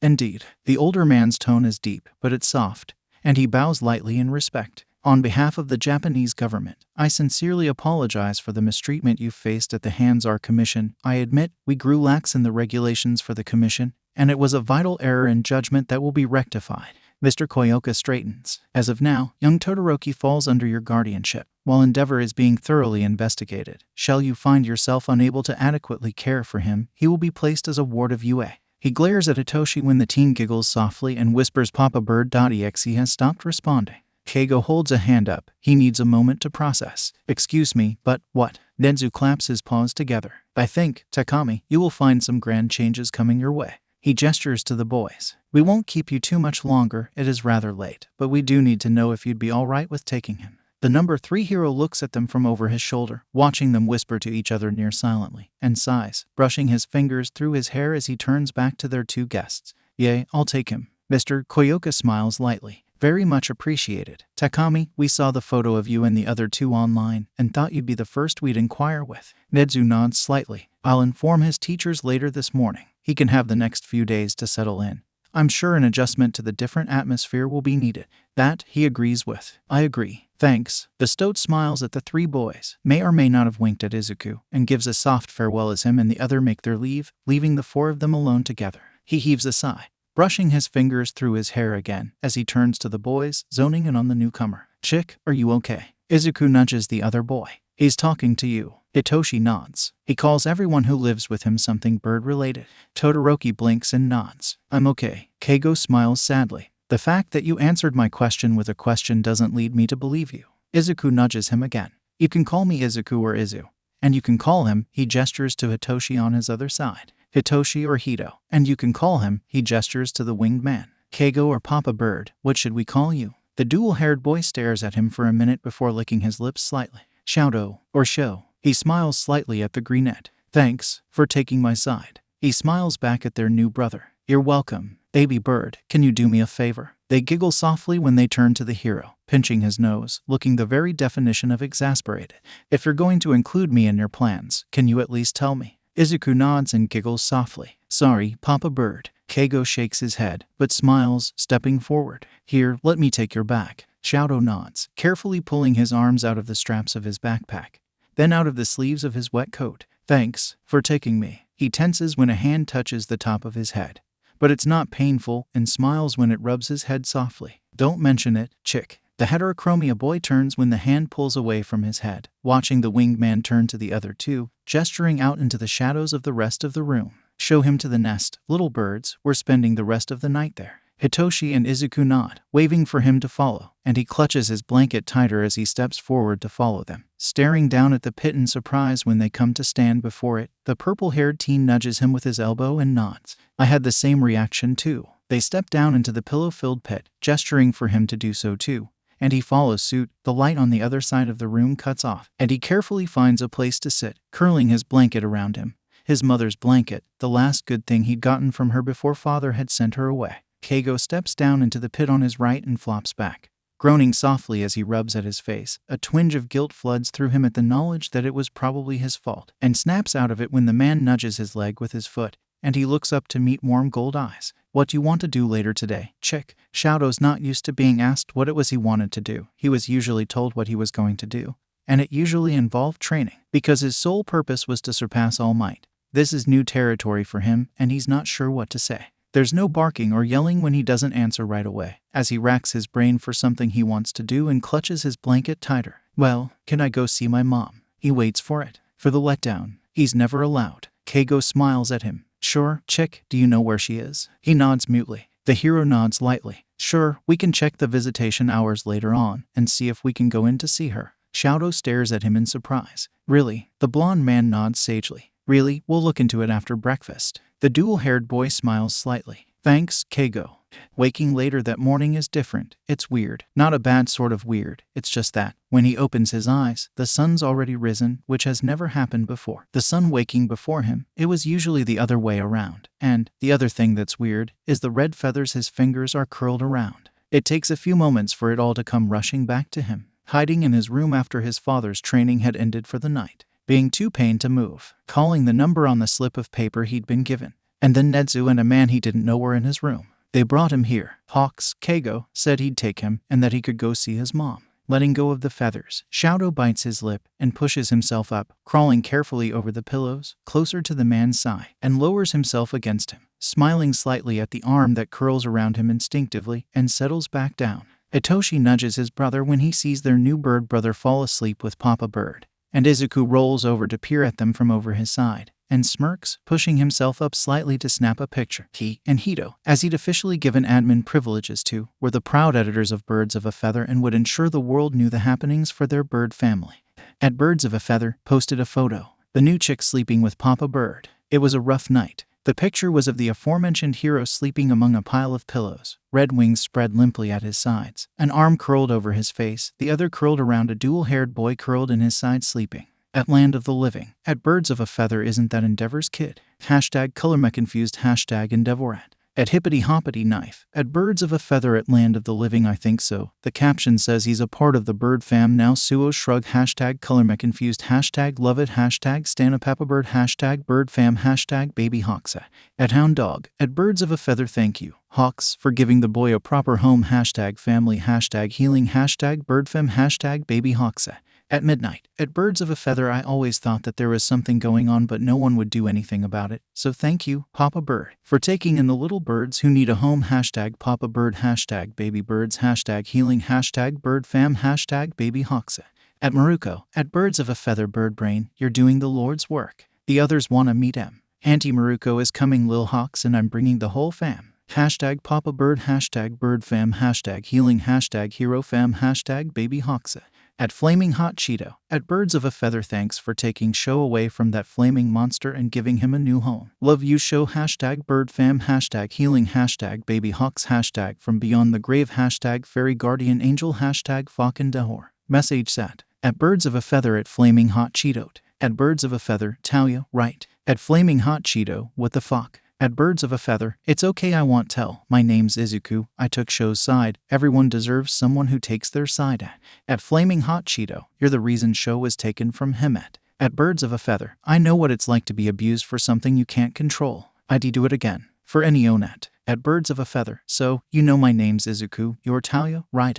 At Flaming Hot Cheeto, yay, Talia. At Birds of a Feather, cool at Flaming Hot Cheeto, how's he doing at Birds of a Feather, Sho. At Flaming Hot Cheeto, yet. At Birds of a Feather, how about you come see for yourself at Flaming Hot Cheeto, what the fuck at Birds of a Feather, Papa Bird says he ain't care. We're going to the police station soon, then we're going to go see your mom, then we're going to get some stuff for Sho, don't know what time we're getting back, but ain't doing anything T-Mote. At Flaming Hot Cheeto, I'm a fucking villain and Hawks says I can just come over, what the ever-living fuck. At Birds of a Feather, not inherently evil, Talia, you are a product of the environment you were placed in. I'm not going to tell you how to live your life because that's not my place, but if anyone had a right to be a villain, it's you, me, Sho, Hito, even Hawks. Broken people know broken people. You're not dangerous because of your quirk, you're dangerous because you're a damaged person and damaged people know they can survive. At Flaming Hot Cheeto. At Birds of a Feather, I didn't know you back then. Heck, I wasn't even born, but if it's any consolation, I would have taken your side. At Flaming Hot Cheeto, what at? At birds of a feather, even now, I know what you've done. You know what you've done, but even now you deserve someone who takes your side at birds of a feather, and I take your side at flaming hot Cheeto. At flaming hot Cheeto. Thanks, kid. No one's actually taken my side before. Always my bastard father sat. At birds of a feather, your father can burn in hell like the flaming pile of dog shit he is. I take your side. Not your father's. Yours. At birds of a feather, Hito and Sho say they take your side too, and Sho wants to see what. At birds of a feather, Hawk says he takes your side too. At flaming hot Cheeto, I honestly don't know what to fucking say to all this at birds of a feather, you don't got to say anything. Location.maps are welcome if you want, but don't if you're not comfortable with it. They woke up around noon, which was strange, because normally he was forced awake before sunrise, long before sunrise. But this time he woke at noon, fingers scratching his head, and a voice rumbling softly under his ear as they spoke. What you guys want for lunch? Ramen. Hitoshi's reply is immediate. Shrimp ramen. Keigo chuckles softly. You're a heathen, you know that. You're just saying that because you like chicken, you cannibal. You're going to get it one of these days. Fledgling, I'm just biding my time. He looks down when he feels movement. Chick, you awake? Shadow rubs at his eye lightly and nods. Sorry, Keigo hums softly. About what? The dual-haired boy slowly sits up. That I slept in so late. Hey, a warm hand curls around his cheek and he looks up to meet the man's soft gold eyes. We sleepin' in this household, so you have nothing to apologize for. Really? The boy smiles when he nods. Cool. The winged man returns his smile and turns to the other two. Okay, little birds, let's get up and have some ramen. We've got a busy day today. He turns to the greenette. Baby bird. Sukachi is bringing in the principal of your old school. And we need to be there for the questioning. I know, not fun, but sometimes we got to do things we don't want to. The man turns to the purple-haired teen. Fledgling, we need to open an investigation on your foster parents. I know it won't be easy. I'll be right there with you. Then he turns to their newcomer. Chick, we're gonna call the hospital your mom's at and see if we can set up a visit. And if we have time, we'll see about getting you some things. Because I'm assuming you don't want to go back to your house and get anything. The boy shakes his head mutely. That's what I thought. It had been a semi-quiet walk as they made their way down the sidewalk towards the police station. Keigo swinging their arms lightly as Izuku bickered with Hitoshi about why he was better than All Might, and Shadow following at his side in silence. But a quick glance at him gave him a glimpse of the small smile playing at his features. A normal walk, in which the hero listened to two of his kids bicker and glanced intermittently at the one walking at his side when he added into their conversation intermittently, as he himself pondered on what exactly his life had become. When he was forced over a step, stumbling slightly into Shadow, Hitoshi and Izuku falling silent, and Keigo looks over in surprise to see what had pushed him, his eyes widening at the sight of a white-haired little girl clutching at his leg with small shaking hands. Cautiously, he reaches over with his free hand. Hey, you okay, nestling? She's fine. A smooth voice cuts into the thick silence, a man emerging from the shadows of the alley they'd been walking past. Come, Eri, you've bothered this man more than enough. The same protective instincts that spike when it comes to his boys emerges as he curls his hand around the back of the quivering child's head. Her quivering seems to prove otherwise, doesn't it? The mysterious man waves a gloved hand lightly. She's frightened. She knows she's going to be punished. She knows better than to run. Keigo resists the urge to shiver at the mere tone the word punish is spoken with, and instead turns his attention back to the little girl, keeping his senses on the man though. He had bad vibes. He knew immediately that this man meant her harm. He just knew. He scratches the back of her head. Nestling, are you okay? I told you, SH. The blonde man cuts him off with a sharp glare. I'd appreciate it if she could answer for herself. The man raises his hands coolly and steps back slightly. As you wish. Keigo nods sharply and turns his attention back to the girl. Are you okay, nestling? He just knows, when wide, watery, terrified red eyes look up at him, that 1. He's going to need a larger apartment, or 2. He's going to have to do some renovating. Because as soon as she whispers a soft, frightened help me, he knows that he's not letting her go. The man must have heard her, because he growls and steps forward, and he doesn't even look as feathers shoot from his wings and slam him back against the stone wall behind him. He shakes his head. Yea, no, I'm not letting her go. Golden eyes look up from wide, watery red to stare into the man's jaded ones. We're nowhere near a wharf, and yet I still smell something fishy. He turns his attention back to the little girl. He said your name was Eri, nestling. She, Eri, bites her lip and nods. Well, Eri, he scratches the back of her head. How would you like to come with me? She stares up at him cautiously, and that, he understands. I'm a hero, you know. I'll keep you safe. The white-haired girl licks her lips nervously and whispers. Really? Keigo nods lightly. Really, my name's Hawks. I think I have room for one more little bird. If you want to come with me, I promise it'll be okay. Eri gives a small, nearly unnoticeable smile, but he catches it and returns it in kind, and she nods lightly. See, come. Okay, cool. Is it okay if I pick you up? He leans over to scoop her up with his free arm when she nods, smiling when she squeaks and latches onto his shirt, giving the softest of giggles when he brushes a few feathers over her cheek. Sorry, I'm a bit tall. I should have warned you. Hawks. The winged hero turns at the call of his name and smiles lightly, inclining his head in greeting. Sir Night-Eye and his intern, what's his name? Taga, greet him as they come down the sidewalk briskly, eyeing the man and the girl, and just the way they look at her ruffles his feathers threatening. How have you managed to capture Overhaul and secure the girl? Keigo raises an eyebrow. Overhaul? Who's Overhaul? Night-Eye gestures to the man seething against the wall. Overhaul. We have reason to believe he's been experimenting on the girl for a weapon to completely nullify quirks. He turns to look at the lanky man incredulously. He's a supervillain, before turning back to the dark-haired man next to him. I just thought he was like a child molester or something. I mean, the way he talked about her. Wow, okay, this just took an interesting turn. He turns his attention to the wide red eyes watching him. You poor little nestling. We'll take good care of ya. We're going to have to take the girl for observation. Her quirk is powerful and unknown. She could be dangerous in an uncontrolled environment. He looks away from her at Night-Eye's statement and the way she curls closer, clutching at his shirt tighter. You may come visit her once we understand how to control it. Nope, sorry, already gave her a bird name, can't let her go. Keigo shakes his head lightly. Them's is the rules. Hawks, you have to Okay, let me phrase it this way for you, since you seem to be having a hard time understanding. Izuku turns slightly, still holding his other hand, when Keigo turns, his wings flaring slightly in a threatening and protective manner. As the number 2 pro hero Hawks, I'm claiming guardianship over her. If you want to contest my claim, you're welcome to file the appropriate documents to be handed over to the commission to decide as to who gets her under their care. Though you should be informed. From what I heard last night, the commission is currently going through some internal reviews and restaffing, so your filed claim may take some time to complete. He bounces the small girl on his arm to see if he can make her giggle and smiles when she giggles softly. You aren't honestly going to expect me to give you an abused, traumatized child. She can't be any older than 5 or 6. To keep her in a controlled environment where she'll be monitored because of her unknown quirk, and completely ignore her mental trauma, right? Keigo shakes his head in finality. Yay, no, I'm not. You go ahead and file the paperwork, and we'll see who she goes to in finality. Now, if you'll excuse us, we've got an appointment with Tsukachi, and we're probably already late. It'd be rude to keep him waiting any longer. He turns, tugging Izuku around with him. Shadow turns as he does, and Hitoshi follows suit. Have a good one. They leave All Might's old sidekick standing there, and continue on their way. He snorts and shakes his head when Shadow picks up their conversation with a crude comment about Endeavor, and Hitoshi and Izuku go off. He bounces the little girl again just to make her giggle again and turns to smile at her lightly. Welcome to the Hawks family. Iri, you can call me Keigo or Papa Bird. The greenette turns and waves at her with a bright smile. Hi, Iri, you can call me Izu. The purple-haired boy turns and smiles tiredly, waving a few fingers at her lazily. Hey, Iri, you can call me Hito. She turns to look at him when the boy with 2 different hair colors pokes her on the leg softly. Hello, Iri, you can call me Sho.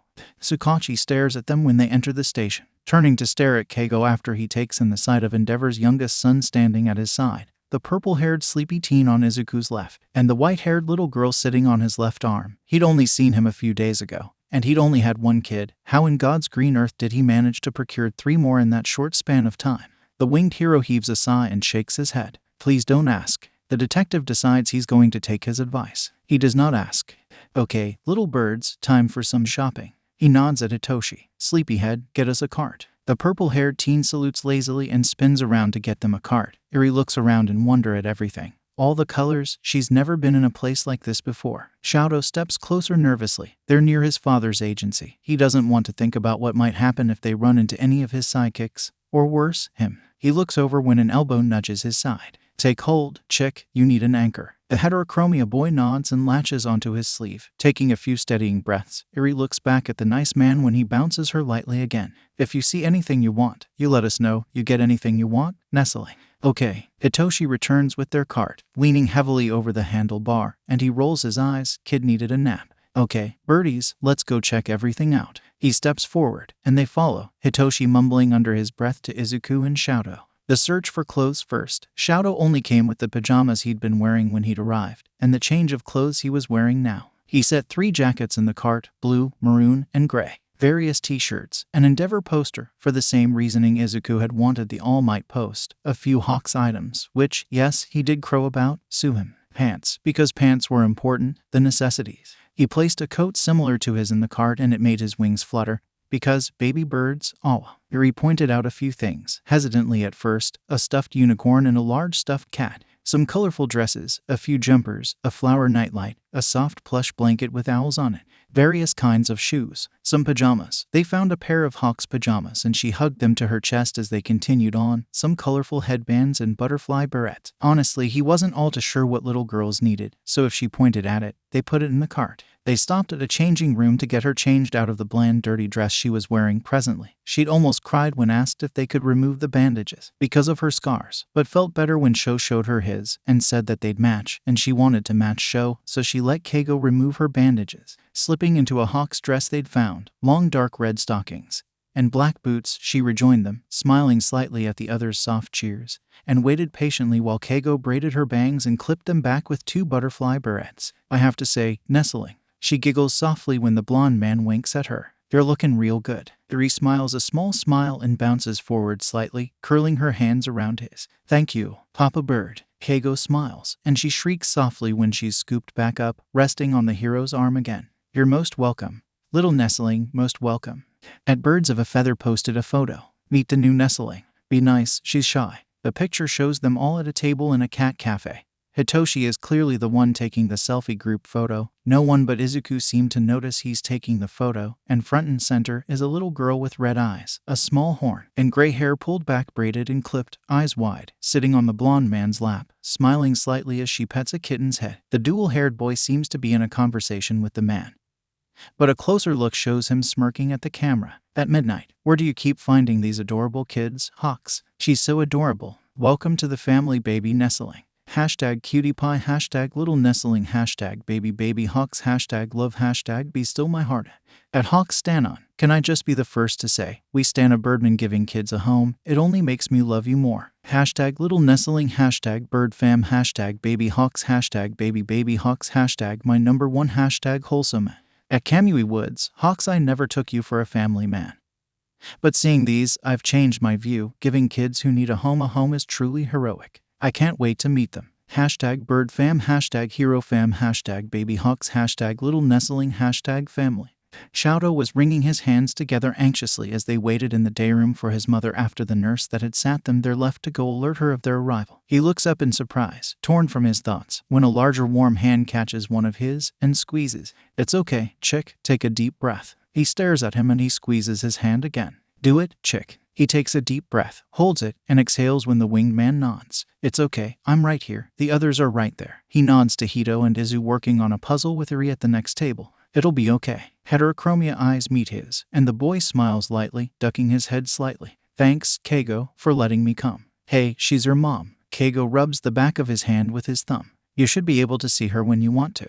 The door behind them slides open and he tenses when he hears her voice, soft, gentle, kind. Sho, turning slowly, Shoto meets her cool blue eyes and smiles, pushing himself up. Mom. Rei Todoroki covers her mouth with her hand as he approaches and curls around him when he curls around her, hugging on just as tightly. My little snow angel, you've gotten so big. I'm sorry I didn't come sooner. He mumbles into her shoulder. Father wouldn't hear it. She curls a hand around the back of his head. It's all right. I know you're here now, and that's all that matters. They pull back, and she smiles sadly, brushing a few fingers over the burn scar over his eye. I'm so sorry, Sho, so sorry. It's okay, Mom. He guides her forward to their table. I forgave you a long time ago. Shoto helps her down into the chair next to him and takes his back, holding her hand gently, and gestures to the winged man sitting across from her. This is Keigo. He took me when they took me away from him. I live with him now. Keigo smiles at her when Rei smiles at him. I promise, I'm going to give him the home he deserves. I trust you. My Sho looks so happy. She squeezes his hand and Shoto smiles at her lightly. I'm so happy to see you, my little snow angel. Tell me everything. I want to hear everything. Okay, and you get nestling. Eri shrieks softly when she's suddenly swooped up and tossed into the mound of pillows in the floor. Papa Bird had called it their nest, and giggles softly as she rights herself, hugging her unicorn plush tightly. They still had to work out the living arrangements, but for now she was sharing a bed with Papa Bird. This time, Hito cheers softly, muffled from the pillows he'd pressing his face into, and he slowly rolls over. Izu curls around a pillow with a llama on it. Sho curls an old blanket around himself, and Eri crawls forward once Keigo's settled, claiming a spot on the man's lap, hugging her unicorn as he pulls a blanket around them. So, Eri wants to watch a Disney movie. Any suggestions? Mona, Rapunzel, Rio. She giggles when Hito throws a pillow at Sho. You only said that because it has birds in it and you're a suck-up. Sho throws the pillow back. You only said Mona because the chicken is your favorite character. At Flaming Hot Cheeto at Birds of a Feather at Flaming Hot Cheeto, hey, I said her name and someone wants to come with meat. At Flaming Hot Cheeto, I mean if it's still cool if I come over at Birds of a Feather, yeah, you can still come over at Birds of a Feather, who else? At Flaming Hot Cheeto, he says you know him as Tencoat. At Birds of a Feather, Tencoat. At Flaming Hot Cheeto, yeah, he understands if you say no. But if it's any consolation, he says he's sorry for leaving at Birds of a Feather, tell him to come eat. At Birds of a Feather, and then I forgive him at Birds of a Feather, and then I missed him at Flaming Hot Cheeto, K, does 2 work. At Birds of a Feather, anytime's cool, we're not doing nothing today. Not that I think anyway, Hawks hasn't said we airy it. At Flaming Hot Cheeto, thanks again, kid, this means a lot to meet. At Birds of a Feather, you deserve it at Birds of a Feather, you've done bad things, but that doesn't make you a bad person, Talia. You're human, you're allowed to make mistakes and make bad decisions. That's what makes you human, you shouldn't be judged for them. No one's perfect, you still have the right to a family and people who care for you. At Birds of a Feather, humans are perfectly imperfect and you're human. You were designed to make mistakes and bad decisions. It's what you take from those decisions that is a judgment of your character at Birds of a Feather. And the fact that you were so happy that Sho was safe shows your true character despite all the bad decisions you've made. It shows who you really are. You should be judged for who you are and not what you've done at Birds of a Feather. If it was the other way around, every single person in the world would be bad people. At Flaming Hot Cheeto, a smart kid, Izuku, don't change who you are. The way you view the world is refreshing and so uncommon. More people should be like you are. Maybe society wouldn't be so fucked up now if they were. I've never met you in person, but I like you, kid, and not just for what you did for Shote. At Flaming Hot Cheeto, when people see me all they see is a villain and write me off. I won't ever admit this again, but am afraid of being rejected for the things I've done at Birds of a Feather. I like you too, Talia. Everything happens for a reason. Change comes when you least expect it to. New doors open when you let them. Everyone can be helped, you just have to let them. At Birds of a Feather, there's a song that I really like, that I listen to when I'm afraid. Jump by Cynthia Erivo. It's an English song, but you can dub it. There's lines that say it's not brave if you're not afraid. To set darkness ablaze and light up like faith. Cause the who world's waiting. No more hesitating. Who you wanna be is born in belief. There's no guarantees you'll land on your feet. Jump. At Birds of a Feather, you'll never find change if you don't reach for it. As it says, it's not brave if you're not afraid. Just jump, there's no guarantees. But if you never jump, you'll never see what's on the other side. At Birds of a Feather, trust me when I say I understand it's not easy to take that hand Bane offered, to be acknowledged as a person. The first person to acknowledge my existence in 12 years was Hawks. As he tried to talk me out of jumping off the roof of my middle school, it's not easy to. It wasn't for me. When he held out his hand and asked me to trust him to help, I was resigned to the fate of an obsolete, quirkless person and everything that came with it. I knew better at that point that trusting someone enough to take their hand is setting yourself up for rejection and agony. But I still took his hand, because you never know what will come unless you jump at Birds of a Feather. So I challenge you to jump, Talia, to take that hand and see where it takes you on. At Flaming Hot Cheeto, you're one of a kind. Izuku, I can only imagine what you must have gone through with being quirkless, and the fact you still are the way you are, so willing to help people even if they don't deserve it, is amazing. You've been nicer to me than most everyone I've known. Until Tamura, I'm glad to have met you, kid. You want to be a hero. At Birds of a Feather, I just want to help. No, I don't want to be a hero. I want to help people, save people, and not all heroes have that mentality. So I don't want to be a part of their society. I'm fine being my own. I'm not a hero. I just want to give people what I needed for 12 years. Before it comes to the solution I almost chose to take. I don't want anyone to ever feel like taking their life is the only way out. That there are people out there that would miss them and that there's always something better, even if you don't know what it is at the moment. At Birds of a Feather. So no, I don't want to be a hero. Not in the sense of the word we've made the definition of. The true definition of a hero is a person who is admired for courage, outstanding achievements, or noble qualities. At Birds of a Feather, I want to be the true definition of a hero. I want to be remembered as someone who did everything in their power to help and save, not a figurehead or poster child. I want to be remembered as someone who did their best to help as many people as they could. At Birds of a Feather, you're like a geode, Talia, something that's created through intense pressure and heat, and in the end, turns into something beautiful. At Flaming Hot Cheeto, thanks. I'm not sure what to say. I've been more of an action guy all my life, not really a words guy. If there is a way to show just how honestly thankful I am to have gotten to know someone as kind and forgiving as you, I'd do it. At Birds of a Feather, one way would be to take your fear, be brave, and jump at Birds of a Feather, GTG, someone's calling my name. But if you need to talk again before you get here, then PM me. I always have my phone and the notifications are turned on. See you soon. At Flaming Hot Cheeto, see you soon, kid. So, I've been doing some heavy thinking. Itoshi snorts and mutters, must have hurt. Keigo glares at him and shoves him off his feet with his wing, crossing his ankles, resting his feet on the kid's back to keep him from getting up. Eri giggles and he smiles at her giggling, braiding Sho's hair next to him. Anyway, like I was saying, before my bad little fledgling so rudely interrupted me, I've been thinking, and I think we need a bigger place. There's 5 of us, and Lord knows how many others Izu is going to bring in. The greenette blushes deeply. I don't mind, baby bird. Just tell me when I become a part of your plans. He moves his feet when the purple-haired teen shifts and makes to roll over and lowers them down to rest on his stomach. I think we need a bigger place. I don't mind Eri sleeping with me, but she does need a room of her own, and she can't share with you 3 because, obviously, she's a girl and that's inappropriate. He reaches over his shoulder for a small stack of papers. So, I found a few places, got tons of rooms, because Lord knows how many more baby birds gonna be inviting. Not that I'm complaining, baby bird, I'm sure as hell not lonely anymore, so check these out.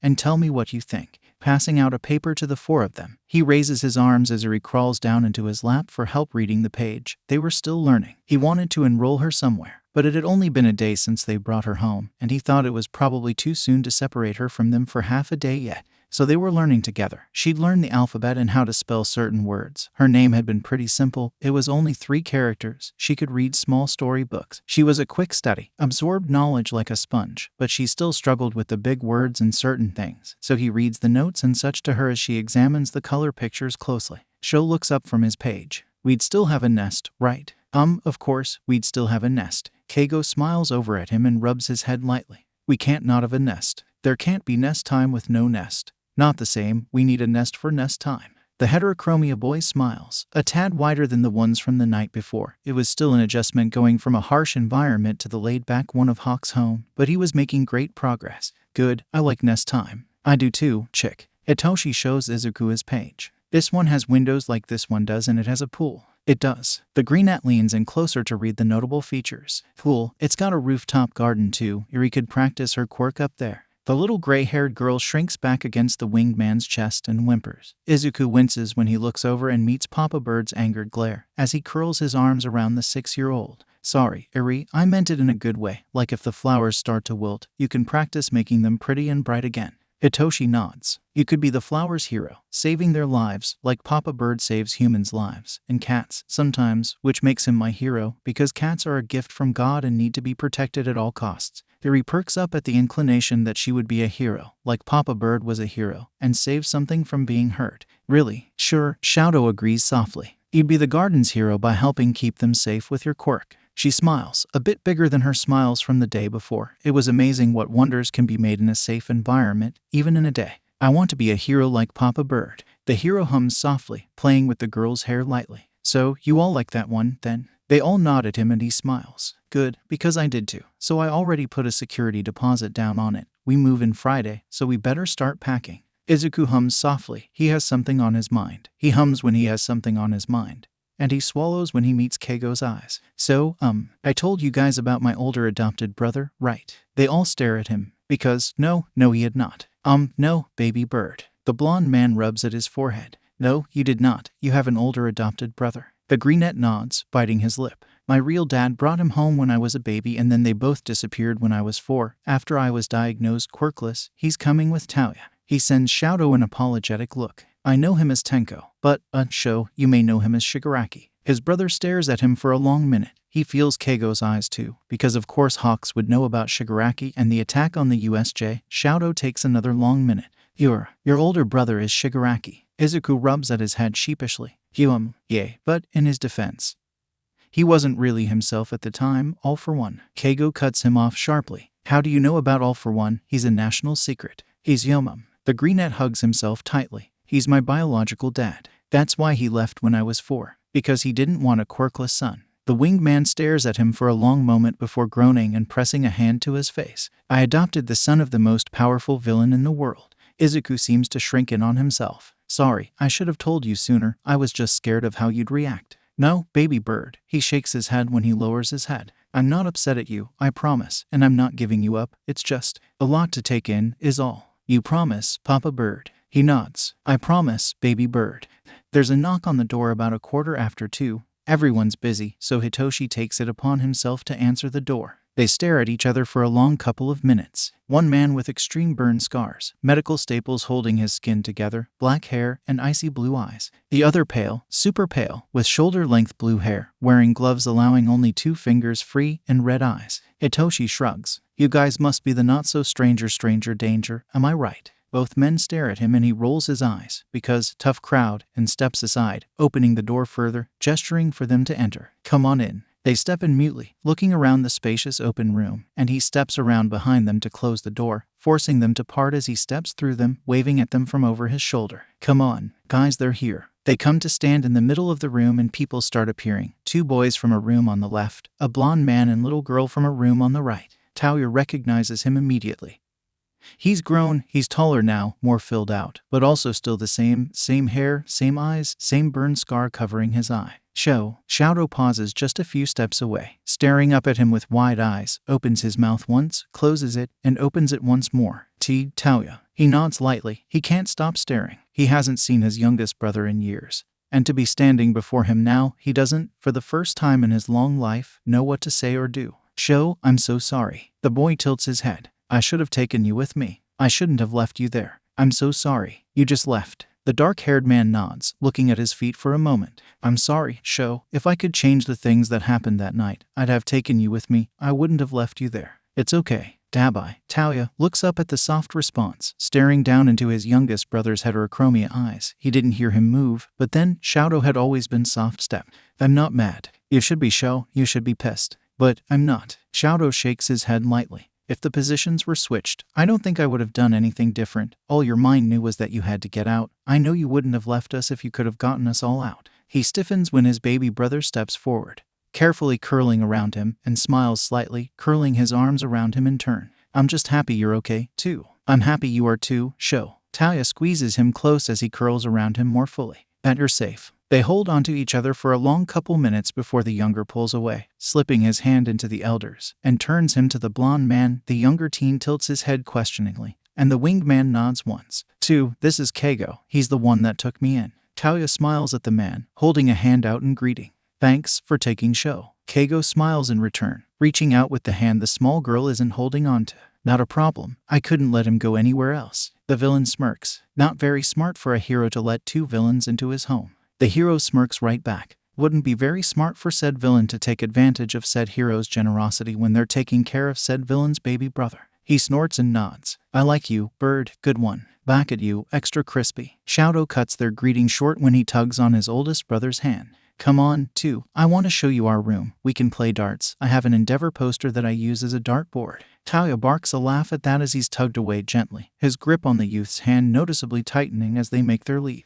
Shigaraki, Tenko, looks up at him from over the baby bird's head, still curled around him. Thanks for saving my green bean. I'm not a fan of heroes, but I'll make an exception for you, because apparently you're a part of the family. Keigo nods lightly. He's a good kid. He deserves someone who can see past his quirklessness. Certainly keeps life interesting. Eri points up at the blue-haired man. You have eyes like me. He smiles down at her. Sure do. Half pint. You know what that means, right? She shakes her head. Means we're connected. He smiles when she giggles softly.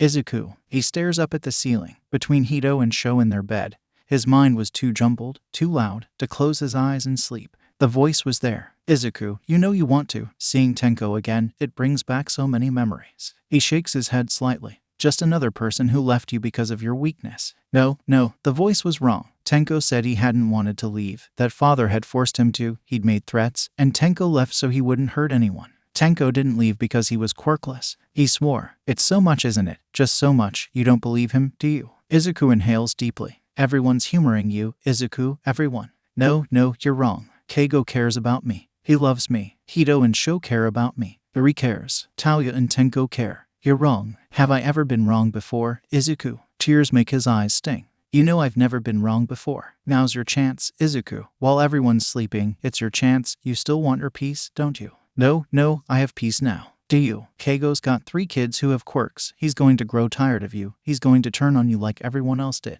No, he reaches up to rub his eyes carefully. No, Keigo isn't like that. He's not like them. But he will. That's what everyone else did. It's inevitable, Izuku. It's your life, hidden in the shadows. The bane of everyone's existence. A burden weighing the superior members of society down. Izuku shakes his head slightly. Shut up, shut up, shut up, shut up. Can you really take the rejection again? You let someone in. You let yourself trust. Can you take it when it all breaks again? Are you strong enough? Watery emerald eyes stare at the ceiling above him. No, I'm not. Then, Izuku, why not do it? You won't feel a thing. Save yourself this time. Before it happens. Before you're irreparably damaged. Save yourself. Just jump, right. The greenette inhales softly. But I don't want to. Do you believe that? We both know the truth. No one's going to stop you. You know how to be unnoticeable. Just go to the balcony. Keigo's sleeping. He wouldn't see you. You know he wouldn't miss you. Not really. No one really misses you, Izuku. You know better than to believe they do. With his heart beating in his chest, he carefully crawls out from under the blankets, careful not to wake Hito or Sho, and carefully sets his feet on the floor, walking from the end of the bed to the door, pulling it open silently. Careful, Izuku. Don't wake Taoya or Tenko. They'd be obligated to stop you. Be silent. Don't make a sound. He nods externally to the voice speaking to him internally, creeping past the 2 young men sleeping in the nest, undisturbed by the broken teenager creeping past them, and turns to the door of Papa Bird's room. No noises, Izuku. Don't look at them. You're weak. One look and you'll retreat. Stare out the balcony door. Izuku, don't be a weak Deku and pussy out. Izuku stares out the balcony door just as the voice said to. Not look at his Papa Bird or new little sister, creeping through the silent room for the balcony door, curling his fingers around the handle, he pauses. Don't stop now, Izuku. You're almost there. Open the door and step out. Do it, Izuku. The greenette slides the door open. It's well taken care of. It doesn't make a sound. And he steps out onto the balcony, the wind brushing over his face lightly, like a hand caressing his cheeks. Now, climb up on the rail. Izuku, take a seat on the railing. It's thick enough. You won't fall until you want to. Take a look around. Take it all into memory. Let it be the last thing you see. Izuku follows the voice's instructions, lifting himself up onto the cement railing, dangling his legs over the edge, staring out at the city ahead of him. Good, Izuku, look around for a minute, and when you're ready, just poo. We've really got to stop getting together like this, baby bird.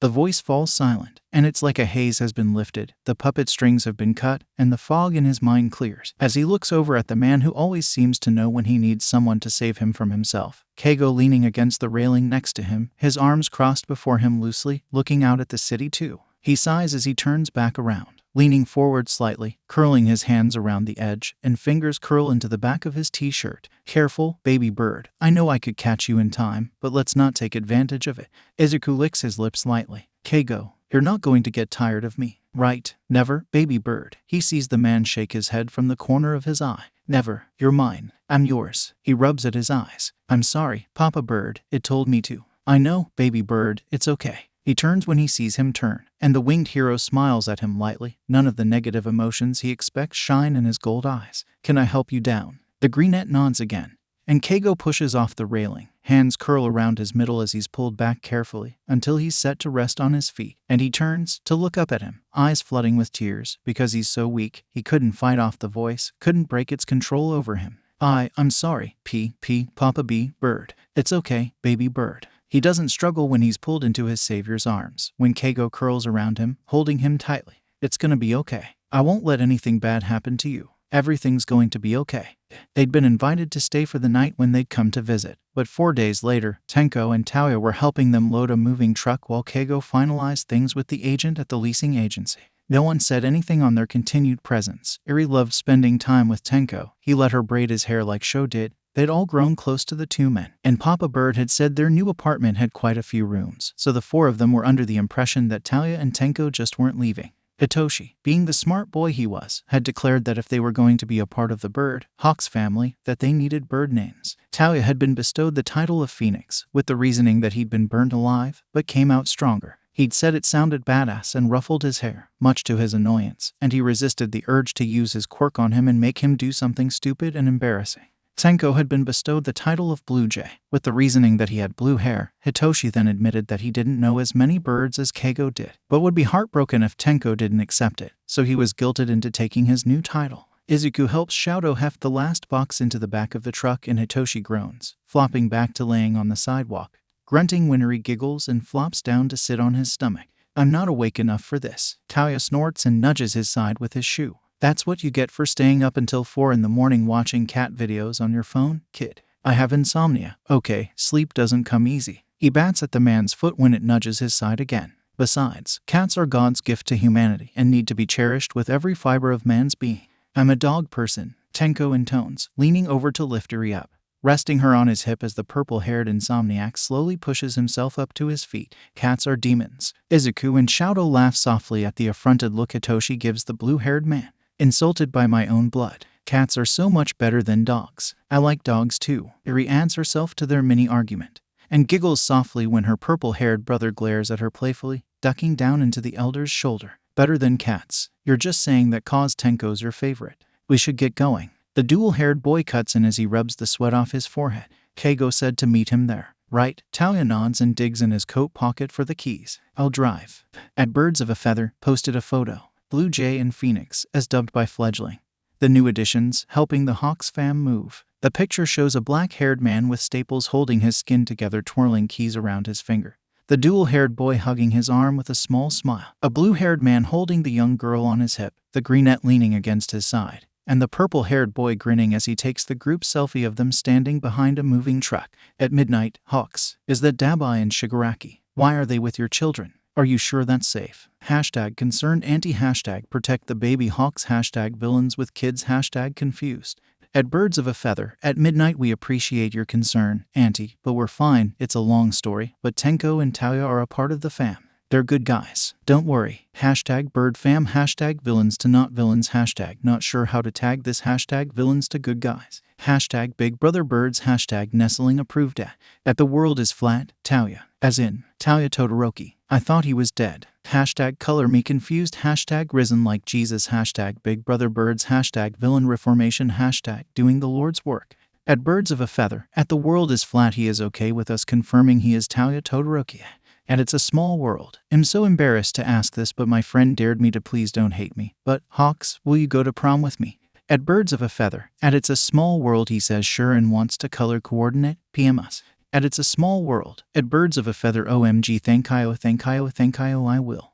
Their furniture had been delivered the night before. They had to get new furniture for Eri's room. As she wasn't sleeping with Papa Bird anymore, Tenko helped her set up her room and unpack. Izuku, Hitoshi, and Shadow still wanted to keep the arrangement they'd had at the old apartment. They liked being close, being able to touch someone to remind them that they were really where they thought they were. And the bad dreams were just that, bad dreams. They liked sharing a room and sleeping together, so it had been made sure that they got a big bed, bigger than their old one, and they played Disney music as they unpacked their belongings. Tenko set up a room next to Eri's. In case she got scared, she could come over and sleep with him. Taoya set up a room on the other side, next to the boys' room, for the same reasons. Keigo had told them about Izuku the following morning after the incident.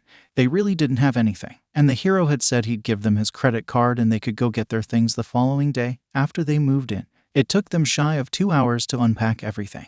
And then they retreated to their new pool to test the waters, pun intended. Eri bites her lip as she stands on the side, wearing a one-piece bathing suit with little kittens on it, and a pink life vest, and she stares at the water fearfully. She doesn't know how to swim, and she's scared. Come on, nestling, I'll hold you. She smiles and steps forward, feeling comforted at the feeling of Papa Bird's fingers curled around her waist, and curls her fingers over his bare shoulders when he pulls her down into the water. Keigo smiles at her as he turns, holding her close. See, it's okay. We won't let nothing bad happen to you. She giggles softly, curling her hands around his arms. She's never been in a swimming pool before. She's never done a lot of the things she'd done with them before he brought her home with them. Thank you for letting me come, Papa Bird. Awa, nestling, you're most welcome. They turn at Taoya's shout, watching him tug Izuku away from his attempt at drowning Hitoshi, who splashes the dark-haired man for interrupting their experiment, and yelps when he in turn apologizes and shoves him back underwater. Shadow and Tenko sit on the edge of the pool,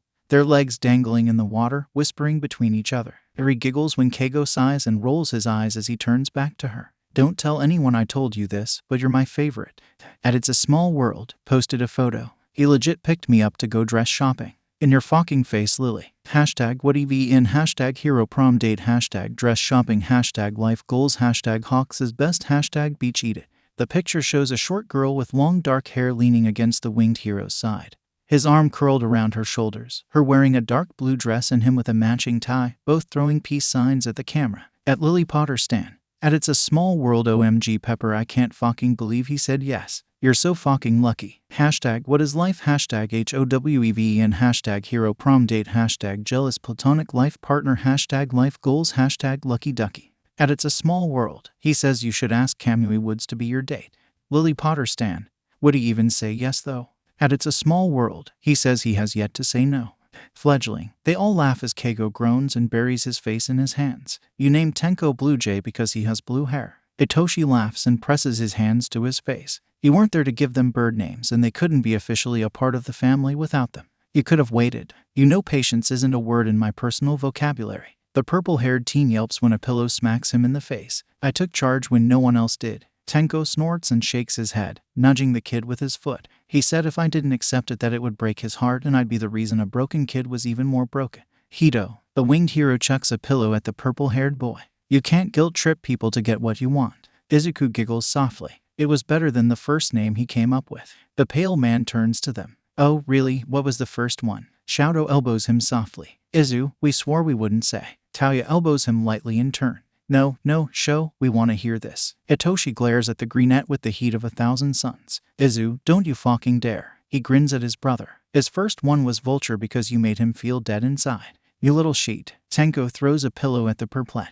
At Birds of a Feather, okay world. The Hawks family has decided to be square with the world. Let's do a QA, a few rules. There's a 6-year-old in our family, so nothing inappropriate. No asking for phone numbers or address. We reserve the right to pass on any questions. Have fun. Hashtag Hawks fam. Hashtag baby Hawks. Hashtag bird fam. Hashtag QA. Hashtag Papa Bird. Hashtag little birds. Hashtag big brother birds. Hashtag bring it on. At Roses Are Red. Who was the first little bird? At Birds of a Feather posted a photo. Izuku at butt cheek on a stick. What's your favorite thing about living with hawks? At Birds of a Feather, it's a tie between nest time and sleeping in his wing set. At a mother trucking woman, who's the favorite? At Birds of a Feather posted a photo. Iriat at Love Simon, on a scale of 1-10, how strict is Hawks? At Birds of a Feather, Papa Bird's pretty laid back unless we do something he considers to be super stupid or use our quirks with ill intent, so like a 5-10. At Deadpool Wannabe, what's the stupidest thing you've ever done? At Birds of a Feather, we tried to shoot off fireworks once and didn't read the instructions and almost burnt down the area. At Deadpool Wannabe, I imagine Hawks was not impressed. At Birds of a Feather, you imagine correctly. At Why Has God Forsaken Us? What's it like living with Dabai and Shigaraki? At Birds of a Feather, TENKO and TOUYA are awesome. And no, we're not just saying that because they're watching us type. We legit love them, they're the best. At Birds of a Feather, Eri would like us to say that she likes Taoya because he lets her roast marshmallows over his fingers and Tenko reads her stories at I Am Shooketh, who is everyone. At Birds of a Feather, Taoya is Phoenix, Tenko is Blue Jay, Hawks is Papa Bird, Hitoshi is Fledgling, Shouto is Chick, Izuku is Baby Bird, Eri is Nestling. At Endeavor Forever, you should be ashamed of yourselves for taking Endeavor's youngest son from him. At Birds of a Feather, reported in Blockadat. At Pop Goes the Weasel, All Might. At Birds of a Feather, this is Tenko. He can go choke and die like the beach he is. Fight me, beach. Tell my baby brother he can't be a hero. Square the fuck you, Pat. At I Almost Dropped My Croissant, who all is answering. At Birds of a Feather, we all are. At I Almost Dropped My Croissant. Hawks, if you had to choose one of your kids to let go, who would it be? At Birds of a Feather, none of 'em. I love all my little birds. I'd figure out a way to make it work to keep them alive. At Can I Get a Waffle? Can Hawks actually cook? At Birds of a Feather, LMAO, yes he can. We know, it surprised us too. He's actually a really good cook at Pass the Salsa, what's the age order, oldest to youngest? At Birds of a Feather, Hawks is the oldest at 24, Tenko and Taoya tie for second oldest at 21, Shouto, Izuku, and Hitoshi tie for third oldest at 15, Eri is the baby at 6 at Born to Die, what's it like living with the number 3 pro hero? At Birds of a Feather, it's not too different. He's like a regular dad, just has wings and has a nice paycheck. But other than that, it's pretty norm, still helps with homework and takes us to school and makes us lunch and stuff, nothing too glamma. At Pink People Eater, do any of you go to UA? At Birds of a Feather, Izuku, Shouto, and Hitoshi do. They're off until next Friday due to personal happenings. At Pink People Eater, Todoroki, I knew it was you, don't know what I was thinking. Everyone's rooting for you, we're here if you need us. At Birds of a Feather, thanks Ashidote. At Plug It and Plug It In, did you guys seriously move and why? At Birds of a Feather, Hawks here, we did. Izuku keeps getting me to adopt people so we needed more room. At Foresight Quirk, is Sir Night Eye really contesting your guardianship over Eri? At Birds of a Feather, yes, he is. Is he succeeding? No, he is not. Will he have to tear my nestling from my cold dead hands if he does? Yes, he will. Do I think he's going to though? No, I do not. At So Wholesome It Hurts, what's your fab things to do in your downtime? At Birds of a Feather, it's Hitoshi, watching cat videos or sleeping. At Birds of a Feather, Izuku at your service, analyzing quirks or playing video games. At Birds of a Feather, Talia present, no sheet at me, but I like painting or hanging with my little siblings. At Birds of a Feather, it's Tenko, playing video games or reading. At Birds of a Feather, Shadow here, reading or watching cute animal videos. At Birds of a Feather, hi it's Iri, I like swimming and playing with my big brothers. At Birds of a Feather, it's Yo Boy Hawks, I like spending time with my lil birds or just chillin' in general. At Let Go My Ego, Shadow, how different is it living with Hawks compared to living with Endeavor? At Birds of a Feather, it's very different. My father's house is very intense, quiet, and strict. If you don't meet expectations, you get harshly punished. Well, I did. Hawks is so much different. It's laid back, still quiet, but it can be loud and easygoing. He doesn't get angry when you don't do something correctly, and his only expectation is that you try your best and work hard, but not overly so. There's a difference between training and abusing, and I get to see my mom once a week. At Vlogger for Life, have you ever thought about doing a day in the life vid of the Hawks fam? At Birds of a Feather, OMG no we haven't. We're so gonna do one now. At Birds of a Feather, THNX for the questions everyone. We should do this again. Hate to cut this short, but Papa Bird has to go on patrol, and we can't do a QA with the Hawks fam without him. Stay tuned to see what happens next. 6:34 a.m. The camera pans around from the digital clock to the grinning sleepy face of Izuku, known as Baby Bird. To their fans, Shadow and Hitoshi lean in. The one waves a few fingers and the other offers a lazy peace sign. So, Izuku begins only to be interrupted by a yawn. Because we were given the idea. We decided to do a day in the life vlog for the Hawks fam, so everyone knows what an average day entails for us. Shadow nods. We decided to wait until Friday so it's more realistic. We've all been just hanging around the apartment as we get used to the new additions being around and to the change in environment. Us having to go to school would make it more relatable, more real. Yep. Hitoshi yawns widely and rubs at his face. Just another day in the life of the Hawks fam. You can enjoy the misery with us. You've been invited to partake with us. Izuku giggles softly. Don't let Papa Bird hear you say living with him is miserable. Hitoshi waves his hand in a lazy dismissive fashion. He's used to it at this point. So, I know you're probably wondering, the youngest Todoroki starts, why we're sharing a bed. It's not typical for 3 teenage boys to share one bed, we know. It's because we're all a bit touch-starved. Baby Bird provides. Sho isn't used to physical affection or gentleness. Touch that isn't violent. Me too, I'm not used to it. And Hito is the same way. It's kind of anchoring, grounds us in reality. When we are able to reach out and touch someone, reminds us that it's real, Hito usually curls around the person next to him. Sho grins lightly. He's an octopus in bed. Hitoshi glares at him. I do not. Izuku giggles and nods. You do, but it's cool. You're always really warm. Hito secretly craves to be cuddled. Shadow snorts softly. He doesn't ask, he just gets them. I feel ganged up against. Fledgling admits. But I will not argue, I do secretly crave cuddles. That's why he always climbs in bed with Papa Bird in the morning. Baby Bird adds. Because Hito craves cuddles and Papa Bird gives them. His are the best, because he wraps his wings around you, and it's perfect in every meaning of the word. Now, Shadow begins. We don't have to be at school until 9, so you're probably wondering why we've woken up this early, and the answer to that is simple. It's so we can crawl in bed with someone else, bask in their warmth and presence, and just relax until the morning truly begins. Fledgling raises his hand slightly. Claim Papa Bird. Baby Bird turns to look at him. That's fine, I claim Tenko. I, myself, Chick hums, lay claim to Talia. Everyone else, but Uri, because she's the baby, can back the fuck off. Izuku shoves Hitoshi. Go get your Papa Bird cuddles, cuddle whore. The purple-haired teen does the mature thing and sticks his tongue out before rolling out of bed. Don't be jealous, midget. Don't be an ass, gigantor. The greenette calls back as he moves, the camera shaking as he hops out of bed, Shadow coming up behind him, and they turn in opposite directions. Tenko's room is really cool. Izuku turns the camera around and you can see his hand reaching for the door handle, pushing the door open, revealing the inside. It's not bland, per se, just minimalistic. What stands out is the sound machine, crickets sing softly in the space, and the glowing stars plastered to the ceiling. It gives you the outside vibes. Tenko groans softly, and red eyes squint up at the camera before turning, lifting the edge of his blankets. The camera moves as Izuku crawls in next to him, on his side, and in the picture, you can see an arm curling around him as the blankets are pulled back down, the blue-haired man, Blue Jay, resting his chin on his shoulder. Blue Jay's voice is soft and sleepy. Whatcha doin' green bean? Izuku smiles and scoots closer. Vlog. Nice. Well, I'm going back to sleep, so we'll catch you later this morning. Izuku smiles and does the cliché covering the camera with the hand, and the video cuts off.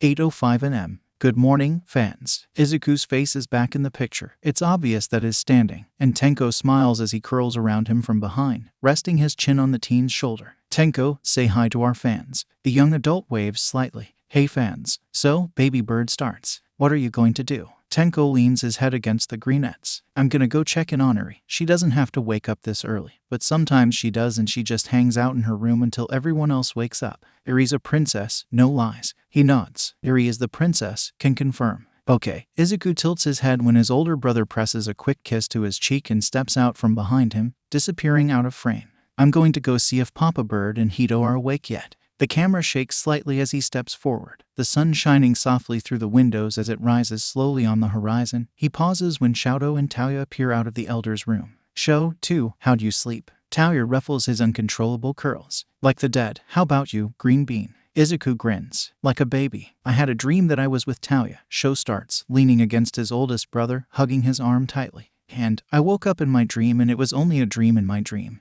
And then I woke up for real and saw Taoya and felt better because it was real. I'm here, Snowflake. The dark-haired man curls his arm around the teen. Not going nowhere, stuck with me now, kiddo. Chick smiles and leans heavier against his side. Good. I don't want to lose you again. Taoya nods, curling his hand around the side of the dual-haired boy's head tenderly. I don't want to lose you again either, Snowflake. You guys give me diabetes. It's too sweet. Izuku shrieks when the man reaches forward. You can't see what he does in the shot, but it makes the greenette arch his back and jump forward. Okay, I take it back. Good idea, smartass. Taoya ruffles his curls and flicks off the camera as him and Shoto step out of frame. Watch it, brat. The greenette smirks at the camera as he steps forward. Two's an a-hole, but we love him that way. I heard that, you little sheet. Izuku grins and turns the camera around, showing him pushing a dark wooden door open. The sunlight filtering in through the windows of the master bedroom make the red feathers appear as though they're shimmering aflame. The camera shakes slightly as the teenager steps into the room, coming to stand at the hero's side, and his hand appears in frame as he shakes the man lightly. Papa Bird, it's time to wake up. A hand bats at his and the teenager giggles softly. Papa Bird, wakey wakey, eggs and bakey. Baby Bird. Hawk's voice is rough from sleep as he turns his head, golden eyes peeking out at them, and the man smiles. Did you just say wakey wakey eggs and bakey? Izuku giggles lightly. Yep, you're so corny, Baby Bird. Hawks turns over onto his back and yawns, stretching slightly, pulling his wing back, revealing Hitoshi laying on his other one, watching cat videos on the hero's phone. So corny, but you love me that way, right? The greenette smiles innocently. You love me the way I am. I do, Baby Bird. The blonde man reaches out to brush his feathers over the youth's cheek. I love you just the way you are. Hitoshi groans and flops over, throwing his arm out after dropping the man's phone on his stomach, and yawns widely. Kill me so I can sleep eternally. Sorry, fledgling, no can do. Hawks pushes the teen off his other wing so he can get up. That's make me a bad parent. The hero pulls the greenette into his side as he makes to pass, pressing his lips to the side of his head before moving out of frame. Fledgling, you have 2 minutes to get out of bed before I get you out of bed myself. Why you? The hero's voice floats back in. You have school, and my kids are getting a great education, that's why, get up. Hitoshi groans and rolls out of bed, flopping over the edge, and a thump echoes around the room before another groan follows. Izuku giggles. Mood. I'm making waffles. Fledgling appears into view and shouts back at the hero. Banana waffles. Yeah. Hitoshi pushes himself up to his feet and waves at the camera lazily. I'll awaken for Papa Bird's banana waffles. He comes out from the other side of the bed. I'd commit murder for Papa Bird's banana waffles. No mortar, fledgling. Izuku giggles when his brother groans. How did you even hear me? I have the hearing of a hawk, so that means it's the best of the best. Hitoshi pauses for a minute before giggling softly. Pun intended. Pun definitely intended. Our family's a fucking nightmare. The purple-haired teen turns to the camera. But I love it that way. The camera shakes as both teens walk out of the hero's room. Crossing the large living room for the kitchen, Hitoshi turns to make coffee, because coffee is the nectar of the gods. And Izuku comes to rest at the blonde man's side, watching him mix the batter for a moment before panning the camera up at him. Papa Bird, anything to say to our viewers? Hawks turns to smile at the camera. I somehow ended up with 6 kids. Don't know if any more are joining, and wouldn't change a thing. Awa, Papa Bird, that's so nice. I'm not a kid. Tenko reaches around them for the sugar. I'm an adult. Hawks and Izuku step aside slightly for him, You're younger than me, therefore, you're one of my kids. Cool, that means you're responsible for my actions. Tenko yelps when a wing smacks him in the face gently. Don't test that theory, Blue Jay. You might not get the outcome you think you will. Hitoshi leans around the man's other side, watching him pour half a cup of batter into the waffle iron. Hawks, tell our fans, what was the best day of your life thus far? The hero snorts softly. I'd have to say it was definitely meeting my baby bird. He's the one who started this whole adoption thing. I wouldn't have a family without him. Izuku sniffles playfully. Oh, Papa Bird, that was my favorite day of my life too. I'm glad we share that day as our favorite day. Hawks turns to the purple-haired teen who's sipping at his steaming cup of coffee. How about you, fledgling? What was your favorite day of your life? Hitoshi hums thoughtfully. Probably when you opened the door to my prison cell at my old foster home and said I was coming with you and you took off the muzzle. I finally felt safe and free. What are we talking about? Shadow appears on Hitoshi's other side. What's going on? We're telling what our favorite days were. Hawks turns to look at him for a moment before turning back to pull the first waffle out of the waffle iron and move it to a plate. What was your favorite day in your life thus far? The dual-haired boy hums softly. I have two. Tell us all. The first is when I called the number Izu gave me in Netsu and that man came and said they were taking me somewhere safe and then you opened the door when we got here. Shadow tilts his head. And the second is seeing Taoya again. That's my favorite day too, Snowflake. Taoya reaches over them for the sugar. Tops everything else. Okay, Izuku turns the camera around. We're going to eat breakfast. Check in with you later. 8:35 a.m. Hey, Hito. The camera turns to the purple-haired teen, hanging onto the hero's back. His chin resting on his shoulder, they're noticeably standing on the balcony. How do we get to school? Hitoshi grins. We take the prestigious Hawks Airlines. Hawks is an Uber. They both turn to Shadow, laughing at his statement, and Hawks, standing behind them, laughs sarcastically. Oh, haha, you're all so funny, just a bunch of jokesters. He leans over slightly, and in the frame, you can see him curling his arms around their waists, Hitoshi curling around him tighter. Ready, lil birds? Ready, let's do this. Onwards and upwards. The hero chuckles and launches them into the air. The camera pans around to show the bird's eye view of the city, the sound of wing beats filling the audio. Then it turns up to face the winged man. So, Papa Bird, what are your plans for the day? Hawks grins at the camera for a moment before turning his attention forward again. I got some work to do at the agency, paperwork. It pains me internally at the thought of it, but it's gotta be done. Got some new sidekicks to show the ropes to. Gotta patrol for a few hours. That's about it. Nothing too strenuous. I'll be there to pick you up when school lets out. The camera pans around to the dual-haired boy. Sho, are you nervous about going back? Shadow turns to them and nods slightly. A little bit. I'm afraid of what they might say or ask. But I'll have to face it eventually. Might as well do so now. The camera pans around again as they approach the school, the most prestigious hero school in Japan, best of the best, UA. Students are slowly making their way up to the doors. Some stop and point at them as they land, whispering about hawks and birds of a feather, but continuing on their way when the hero shoots them pointed looks. Okay, lil birds, have a good day. Be good. Don't do anything I wouldn't do. Learn something new. Kick some ass. They each give him a parting hug and turn away, the picture shaking as they make their way up to the doors. In the background, you can hear the hero making his leave in a whoosh of air and a massive beat of wings. Hitoshi waves at the camera lazily. Later gators, and turns down a hole to the left. Shadow and Izuku pause outside of a classroom door, and the heterochromia boy waves at the came slightly. See you later, and disappears inside, the door closing behind him. Izuku sighs and continues his way down the empty hall, the door of an office opening as he approaches. A stoat, recognizable as Nedzu, the principal of UA, smiles as they enter. Ah, young Takami, are you making a day in the life vlog? The teenager giggles as he sits in a chair across from the chimera. Yep, our fans asked. And we're nothing if not people pleasers. I see. Well, Nedzu waves at the camera. Welcome to UA. We're pleased to have you. And then he turns his attention to the teen behind the camera. Your lesson for today, Mr. Takami. He slides a pen and notebook over the desk to them. Is to analyze Class 1A, a minimum of 1 page each, strengths, weaknesses, and ways to improve. Yes, sir. The teen's hand enters frame to take the pen and notebook. See you later. Farewell, young Takami. I hope you enjoy this particular lesson. Izuku hums softly. I'm gonna love it. The door closes behind him with a soft click, and he walks down the empty hall, turning the camera side to side slowly to show everything there was to see, until he returns to the door Shadow had disappeared behind, and pushes it open. The sound of voices fills the audio, and the camera pans up to a scruffy-looking man in a black jumpsuit, shoulder-length dark hair, and a gray scarf around his desk. Problem child. Izuku giggles softly. Hey, Uncle Eraser.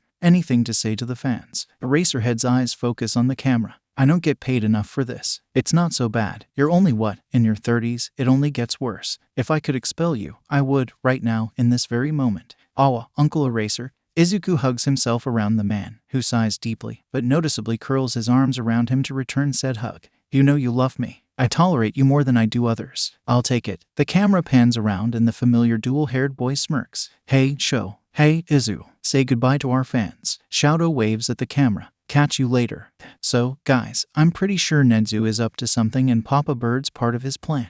Hitoshi turns to face the camera, leaning back against the front gate. The Fuwak. Izuku nods. Yeah, I heard him talking to someone outside of his office when I made to return for the day. All I could really hear was home attitude and Nido Monoma. Shadow huffs softly. He's such an a-hole. Fledgling nods in agreement. Yeah, but Papa Bird could whip him into shape. Baby Bird and Chick share a nod. He could. Angry Papa Bird is not a pleasant Papa Bird. No, Izuku nods in agreement. He is not. So, you're thinking what I'm thinking from those 4 words, right? Hitoshi looks between them both. Like I'm not the only one, right? You guys are thinking it too, right? Shadow hums. Unfortunately, I am. God, I really hope we're wrong though. I don't want to live with that a-hole. Well, we really don't get a say. It's up to Papa Bird. Hitoshi nods and looks straight at the camera. It is people. Papa Bird makes all of the flock decisions. It's a monarchy, not a democracy. We have no voting rights. I say we revolt. The teen shrieks and jumps forward. Izuku giggles as he turns the camera to the hero standing just behind where Hitoshi had been.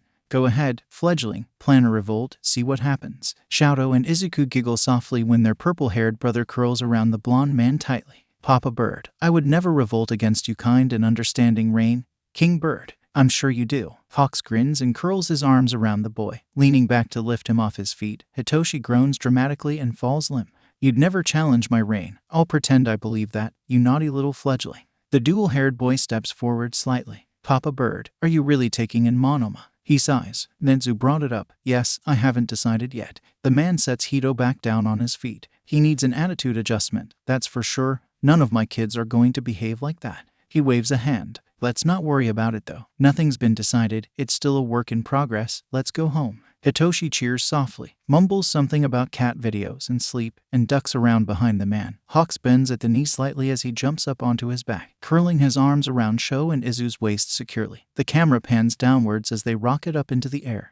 Izu, Sho, Hito. Eri squeals softly, darting through the living room to greet them, and throws herself at the tallest out of the 3 of them. I missed you. Awa, Eri, we missed you too. Hitoshi shrugs off his bag and tosses it aside. Eri, wanna come watch cat videos with me? The gray-haired girl bounces. Yes. The camera pans around to the winged hero. Papa Bird, give us a closing to our vlog. Hawk smiles as he shrugs off his coat. Thanks for hanging with us. Laters. Bakugo Katsuki clutches the manila folder tightly. It had the paperwork for his upcoming trial, and makes his way back to his cell cautiously. He'd learned, on the first night here, he was not the top badass in his block. He wasn't anywhere near the top, he felt like. Like Deku, he'd been smacked over the head so hard his head had throbbed for days afterwards. He, never in life, would have ever admitted that he was scared. But he was scared. He wanted to go home, fuck. He wanted his fucking mom. For the first time in his life, he felt regret. Bye guys. Izuku waves at his 2 brothers as they each go their separate ways, and stuffs his hands into the pockets of Papa Bird's coat. He woke up this morning and just had that feeling that something was going to happen. And he'd asked Keigo if he could wear his coat because he felt bad, and the man had smiled and said he could, before dropping them off and heading back home. It was his day off. He almost sure his bad feeling was for nothing when he turns the corner and sees the door to Nedzu's office at the end of the hall,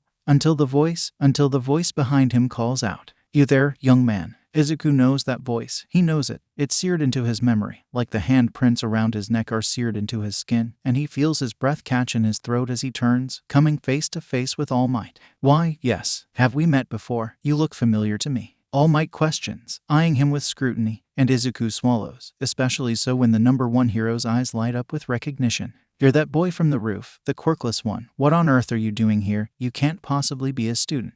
He takes a deep shaky breath and points over his shoulder with his thumb. Nedzu. Here to us, see Nedzu. Now, young man, I told you, it's okay to dream, but you must be realistic about them. He holds back panic when the hero curls his hand around his shoulder and turns him around, guiding him back down the hall, and he looks over his shoulder at the door to the Chimera's office. Trying to convince the principal to allow you into a hero class is a tad bit desperate. I'll escort you out. You should be ashamed of yourself for breaking into UA. It's too risky, too dangerous for a young man with your condition. No. Wait. He tries to pull away from the number one hero, but All Might's grip on his shoulder tightens. He's touching me. It's not heroic to lie, young man. The blonde hero escorts him out the doors. I told you, someone without a quirk cannot be a hero. It's too risky, you'd be a liability. Izuku feels tears well up in his eyes at the words. Those memories all coming back to him, and he wants to sob, he wants to cry, he wants Papa Bird or Tenko to hold him and let him cry and tell him that it wasn't true. But he doesn't. He holds back his tears, no easy feat, but he manages, as All Might walks him down to the gates. Now, young man, who should I call to come pick you up? He sniffles. Hawks. I'm sorry. The number one hero turns to look at him with his phone in hand. Did you say to call Hawks? Izuku nods, rubbing at his nose, as tears slowly escape. Why, yay. See, call Hawks. Now, young man, All Might shakes his head in disappointment. We can't just go bothering the number 3 hero for a quirkless child breaking into UA. Shall I call your mother or father? The greenette feels his eyes burn. Hawks, call Hawks. All Might sighs and dials a number on his phone. Izuku thinks he's calling the winged hero, until he hears him speak into the phone. Yes, I need someone down at UA. A quirkless child has broken into the school, and I believe him to be a runaway because he will not give me the name of a parent or guardian to call for him. He just called the police on me. Of course, I will watch over him until someone arrives. Izuku feels like he's about to have a panic attack. He called the police on him and told them he was quirkless. His hands shake, his breathing picking up. As he digs into the coat pocket for his phone, it's no easy task to unlock his phone with shaking hands. But he manages it. He feels All Might peering down at him, watching him closely as if he poses some sort of threat, and he surfs through his contacts for the one person he needs right now. Pushing the number, he taps call and goes to hold it against his ear when a hand curls around his arm. Speakerphone, young man. Inhaling a deep shaky breath, he nods, putting it on speakerphone, listening to it ring and ring and ring and Rai, what's up, baby bird? Pa, All Might cuts him off. Who is this? Papa Bird goes quiet for a moment. All Might. His tone is sharp and low. The number one hero nods, as though the other end can see him do so. Yes, who is this? I've called the authorities to come pick up this child for breaking and entering. If you're in cahoots with the boy, I advise turning yourself in. You called the cops on my kid. Izuku whines softly as he tries to hold back his tears. Baby bird, I'm coming. I'll be right there. It's okay. You're okay. I'm on my way. He nods quickly and chokes on a breath. Papa Bird. He told them I was quirkless. They're going to hurt me. I'm scared. All Might cuts him off again. Now, young man, you shouldn't accuse others of intending to cause harm. All Might, shut up. Baby bird, I'll be there in 2 minutes. It's okay. You're okay. If they lay a hand on you, I'll tear them to shreds. Stay on the phone with me. How do you feel? Do you feel an attack coming on? Izuku nods slightly, stepping away a step when All Might steps closer and looks up when he hears the man hum, a police car pulling up. Papa Bird, they're here. Suka isn't with them. It's okay, baby bird. I'm almost there. Just his phone's torn from his grasp, and he cries out as he's forced around roughly by one of the officers, cuffs curled around his wrists tightly. Thanks, All Might. We'll take him. The older man nods once. Thank you, men, and looks down at him. I hope this serves as a lesson for you, young man. You should be realistic. Stop living in childish fantasies. That does it. That breaks the dam. Tears spill down his face, and he breathes out a sob as he's shoved around harshly. Hey, he knows that voice. He knows that voice. He's here. He made it. Get those cuffs off my kid. All Might's still behind them. He knows that when he hears him. Hawks, what brings you here? The winged hero ignores the elder, prioritizing his sobbing kid over the quirkless Dahul, and Izuku chokes on a sob when warm hands curl around his cheeks. Uncuff him, now. He feels the cuffs being unlocked, and the hands let go of his upper arms, and he jumps forward, curling around the hero in front of him, fingers curling in the back of his t-shirt, taking comfort in the arms that curl around him, the hand that curls around the back of his head. Hawks, he hears Keigo growl softly under his ear. Unless you want to lose some blood today. All Might, I suggest you back away from us in the next 3 seconds. You know this quirkless child. Would you stop classifying him, for the love of God? All Might, he's a child, not a quirkless child, not a quirk child, just a child. Fingers scratch at the back of his head. You called the cops on my kid. You have a quirkless child. Keigo mumbles something under his breath, and he uncurls slightly when hands curl around his middle and he's lifted off his feet, then he curls back around him. Yeah, I do. Is that a problem? Are you sure it's a good idea to keep him? Izuku feels them turn. The grip on him tightens. Keigo was clearly insulted by the connotations of that inquiry. A hero of your standing to have a quirkless child. I don't intend to sound offensive, but wouldn't it be best for you to give him to another home? Are you implying The hero's tone is sharp and dangerous, a knife, a feather blade, waiting to sink into the flesh, that I should prioritize my career over my son. Izuku feels a warmth fill him at that name, as his sobs slowly die to a soft wheeze. Resting his head on the winged man's shoulder, Keigo always called him Baby Bird and his kid, but he'd never called him his son before. He'd always thought it had been implied, because of the whole Papa Bird and Baby Bird thing. But it had never actually been said before. He had a parent, he had a dad. He hasn't had a parent, let alone a dad, since he was 4 and diagnosed quirkless. And, just so you know, the fact that you have to say I don't intend to sound offensive gives way to the knowledge that you knew that it would be offensive and had every intention to continue on with that train of thought. Well, All Might sounds immensely confused, as though he doesn't understand why such a question would be asked. Why wouldn't someone prioritize their career over a quirkless child? And that alone makes him choke, causing his Papa Bird to hum and coo softly, like a bird, which ordinarily would have made him giggle, but he just can't bring himself to do so this time. Yes, you are in the top 3. Aren't you concerned what that might do to your ranking if the public found out you had a quirkless child? No, Keigo snaps forcibly. And All Might inhales at the quirk's sharp denial. Izuku gets himself under control. He doesn't want to break down again. I couldn't care less about my ranking. I could be the very last, at the very bottom of the list, and I'd be just fine with that. My priorities are my kids and the safety of the public, not what placeholder I have. It's just a number, All Might. A good hero doesn't concern themselves over how they're ranked. I couldn't care less if the knowledge that I have a quirkless kid messed up my career. As long as my son is happy and safe, then I'm content. Knowing my kids are happy and safe makes me happy, not the rank I hold. That's all well and good. Very noble, Hawks, All Might commends softly. But there's a but in there. Both hero and his kid can hear it. But a quirkless child. All Might, I swear to every god that's out there. Izuku hears his dad growl lowly. If you say one more quirkless thing, just one, about my son, I'll punch you in the side with as much strength as I can muster. And granted, I'm not as strong as you are, but that doesn't mean I can't pack a mean punch. All Might stutters to a grinding halt. That's right, I know everything. I know that my son was attacked by the slime villain. I know that he lost consciousness. I know that you prioritized the capture of villain over the safety of the victim, which goes against standard hero protocol.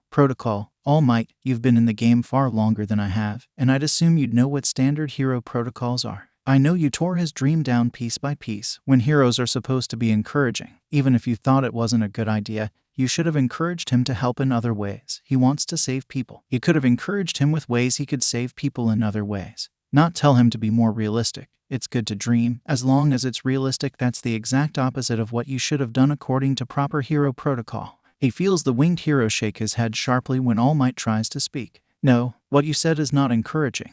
Not in the slightest, and since your career seems to be your biggest priority, you should be thanking me. I saved your career. I found Izuku on the ledge of a roof. He was going to jump. He wanted to take his life. Because of people like you, I kept his note. You were in it. He wrote down your blatant disregard for standard hero protocol, and when it was found, it would have ended your career. At the most, at the very least, you would have taken a rather hard hit, the number one hero being part of the reason a child took their own life. Izuku knows Keigo holds back with every fiber of his being from lashing out when All Might says, it couldn't have possibly done much damage. A quirkless committing suicide is just a fact of life. It wouldn't have been looked into all too much. We're done here. The younger hero snaps. We're done. You'll be hearing from my lawyers about everything you've said today, about your blatant disregard for human life. If you value your life, you'll stay the hell away from my kids, every single one of them. Then it's over. He feels Keigo's head turn. The scruff on his chin rubs against his ear, and a hand rubs the back of his head gently. Let's go home, Baby Bird. I'll call Nedzu to inform him as to why you didn't make it to your lesson today. Keigo spares the older hero and offers a harsh glare as he opens his wings and takes off.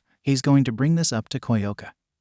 He'd started recording as soon as he could see them. Just for that purpose, he wasn't all too sure of the guy. But he'd been following through on his promises. The commission was being restaffed. He'd placed his own daughter as the new president and chairman, whom had contacted him some days ago about wanting to make rectifications about his treatment under the old regime. She'd said to tell her if he ever wanted anything at all, and she'd make it happen, so long as he kept the knowledge of the old regime to himself. He'd agreed. The first thing he'd asked for was official legal documentation of legal adoption of his kids, so, even if Night Eye won the case against him in regard to her, which he highly doubted he would, they'd been practicing control of her quirk in the garden since they'd moved into the new place. He purposefully bought dying and sick flowers and plants for her to rewind, and she was doing great the first few times. She'd used her quirk on him on accident. Nothing too major had been done. He just had fewer scars than he'd started out with now. She was legally his now. He'd adopted her. so if that D with a stick up his ass did win the fight, he legally had to do what he said. He couldn't take her anywhere he didn't approve. He had to play by his rules, which he also knew would be a huge pain in Night Eye's ass. He wasn't used to being told what he could and could not do.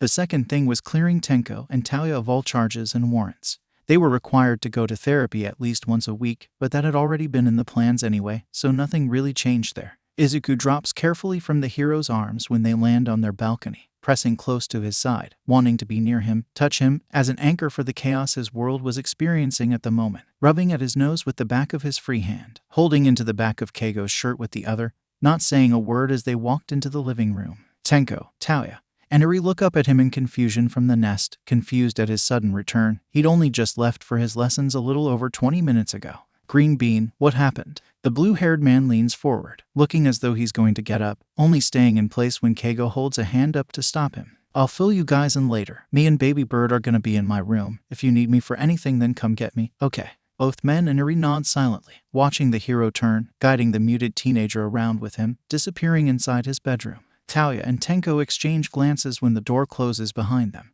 They didn't know what happened to their Green Bean brother, but they did know one thing: they'd tear whoever did this to him to the ground. 2:10. Eri's the one who breaks the silence. Is Izu okay? The blue-haired man hugs her into his side. The black-haired man rubs a hand down the back of her head, and they both nod when she looks between them curiously. Papa Bird will help him get better again.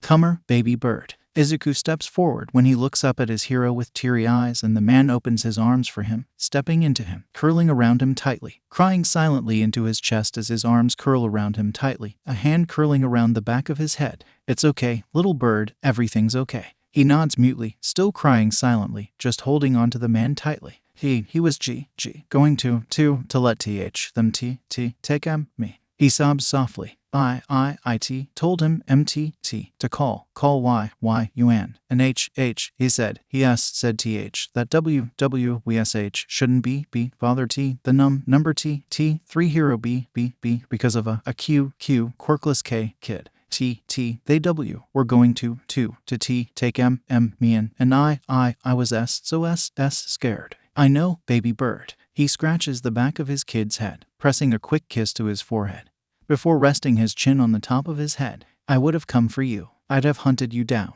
And I would have torn apart anyone who laid a hand on you. Izuku slowly gets his sobs under control and pulls back slightly, rubbing at his face with his right hand, and looks up at his Papa Bird. Keigo smiles down at him, leaning forward to press their foreheads together. It's okay, Baby Bird. The teen giggles small watery giggles when the man pecks his nose playfully. It's still early. I'm not sending you in today. How about we get back in bed? The small teen nods slightly. Okay, Papa Bird. The blonde man nods, helping him out of his coat, turning to hang it in his closet, as the teen toed off his sneakers and climbed up in the right side of the hero's large bed, watching him kick off his own shoes as he climbed in on the left side, and scoots close when he settles on his side and holds his arm out to him, tucking himself into his chest, under his chin, taking immense comfort in the arms and wing that curl around him. Go to sleep, Baby Bird. I'm here. I've got you. The teen hums softly, eyes already drooping, mentally and physically drained after the whole ordeal. Go on to sleep, Baby Bird. You're safe. Izuku falls asleep. I'll kill him. Hitoshi drawls as him and Shadow walk through the balcony doors after being picked up from school that day. I'll do it, no hesitation. Keigo chuckles softly and ruffles his hair as he walks around him. No killing anyone, fledgling. I'll do it. You can't stop me. The hero laughs softly as he walks into the kitchen. If you kill All Might, I'll never make you banana waffles again. Shadow snorts when Hitoshi stops dead in his tracks and drops his backpack, staring at the man standing in the entrance of the kitchen drinking from a mug. Take that back. Nope. Keigo shakes his head. No take backsies. Nuo, Papa Bird. The purple-haired teen whines dramatically. Talia snorts at the table, helping her paint a flower. Don't do that. I can't live without them.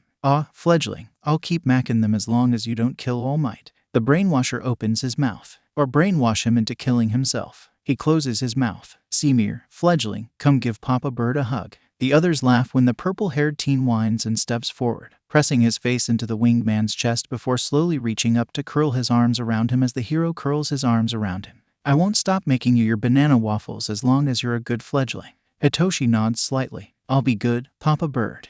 So, what do you want to talk about? The two 20-year-olds exchange glances before returning their attention to the older man leaning against the island in front of them. Come on, I swear I won't bite. What's up? Taoya elbows Tenko. The blue-haired man grumbles and turns to glare at him for a brief moment, rubbing at his side, and turns back to the hero. We were wondering if we could invite someone to come live with us. She's a good person, just been through some tough shit. I mean, it's cool I guess if you say no, but we wanted to get her out of there. You know. Keigo sighs and rubs at his face. What's her name and how old is she? Taoya rubs his lip lightly. Himeko Toga, she's 16. Tenko scratches at his neck. Well, he tries to, but the winged man smacks his hand away out of reflex. At this point, it was reflex. We thought her and Eri would do good together. But if you're not down with it, Taoya adds on. That's cool too. We just thought we'd ask. Keigo rubs his face.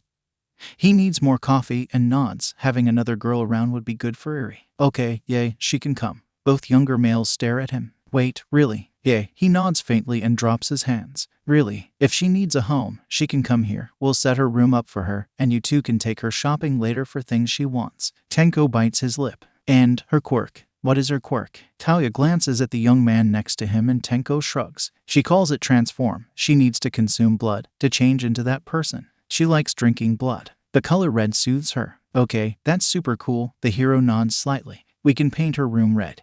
Not fire truck red, that's too much, maybe like a soft amber or crimson. If she likes blood, crimson would probably be better. We can get her a mini fridge and some blood bags from the blood bank. We can definitely do red. So, the disintegrator steeples his fingers together. Don't think her quirk is villainous. Keigo shakes his head firmly. Quirks aren't inherently heroic or villainous. It depends on what it's used for, so no, I don't. We'll get her room ready for her, as much as we can, painted at least, and her blood fridge, and then you can go get her. Taoya shares a small smile with Tenko. Thanks, she's like a little sister, so, thanks. Yay, don't mention it. What's one more kid to the flock? With Hitoshi and Shadow helping Keigo paint Himiko's room, Tenko and Taoya ordering her things online. That leaves Izuku and Eri as the ones to answer the door when someone knocks on it.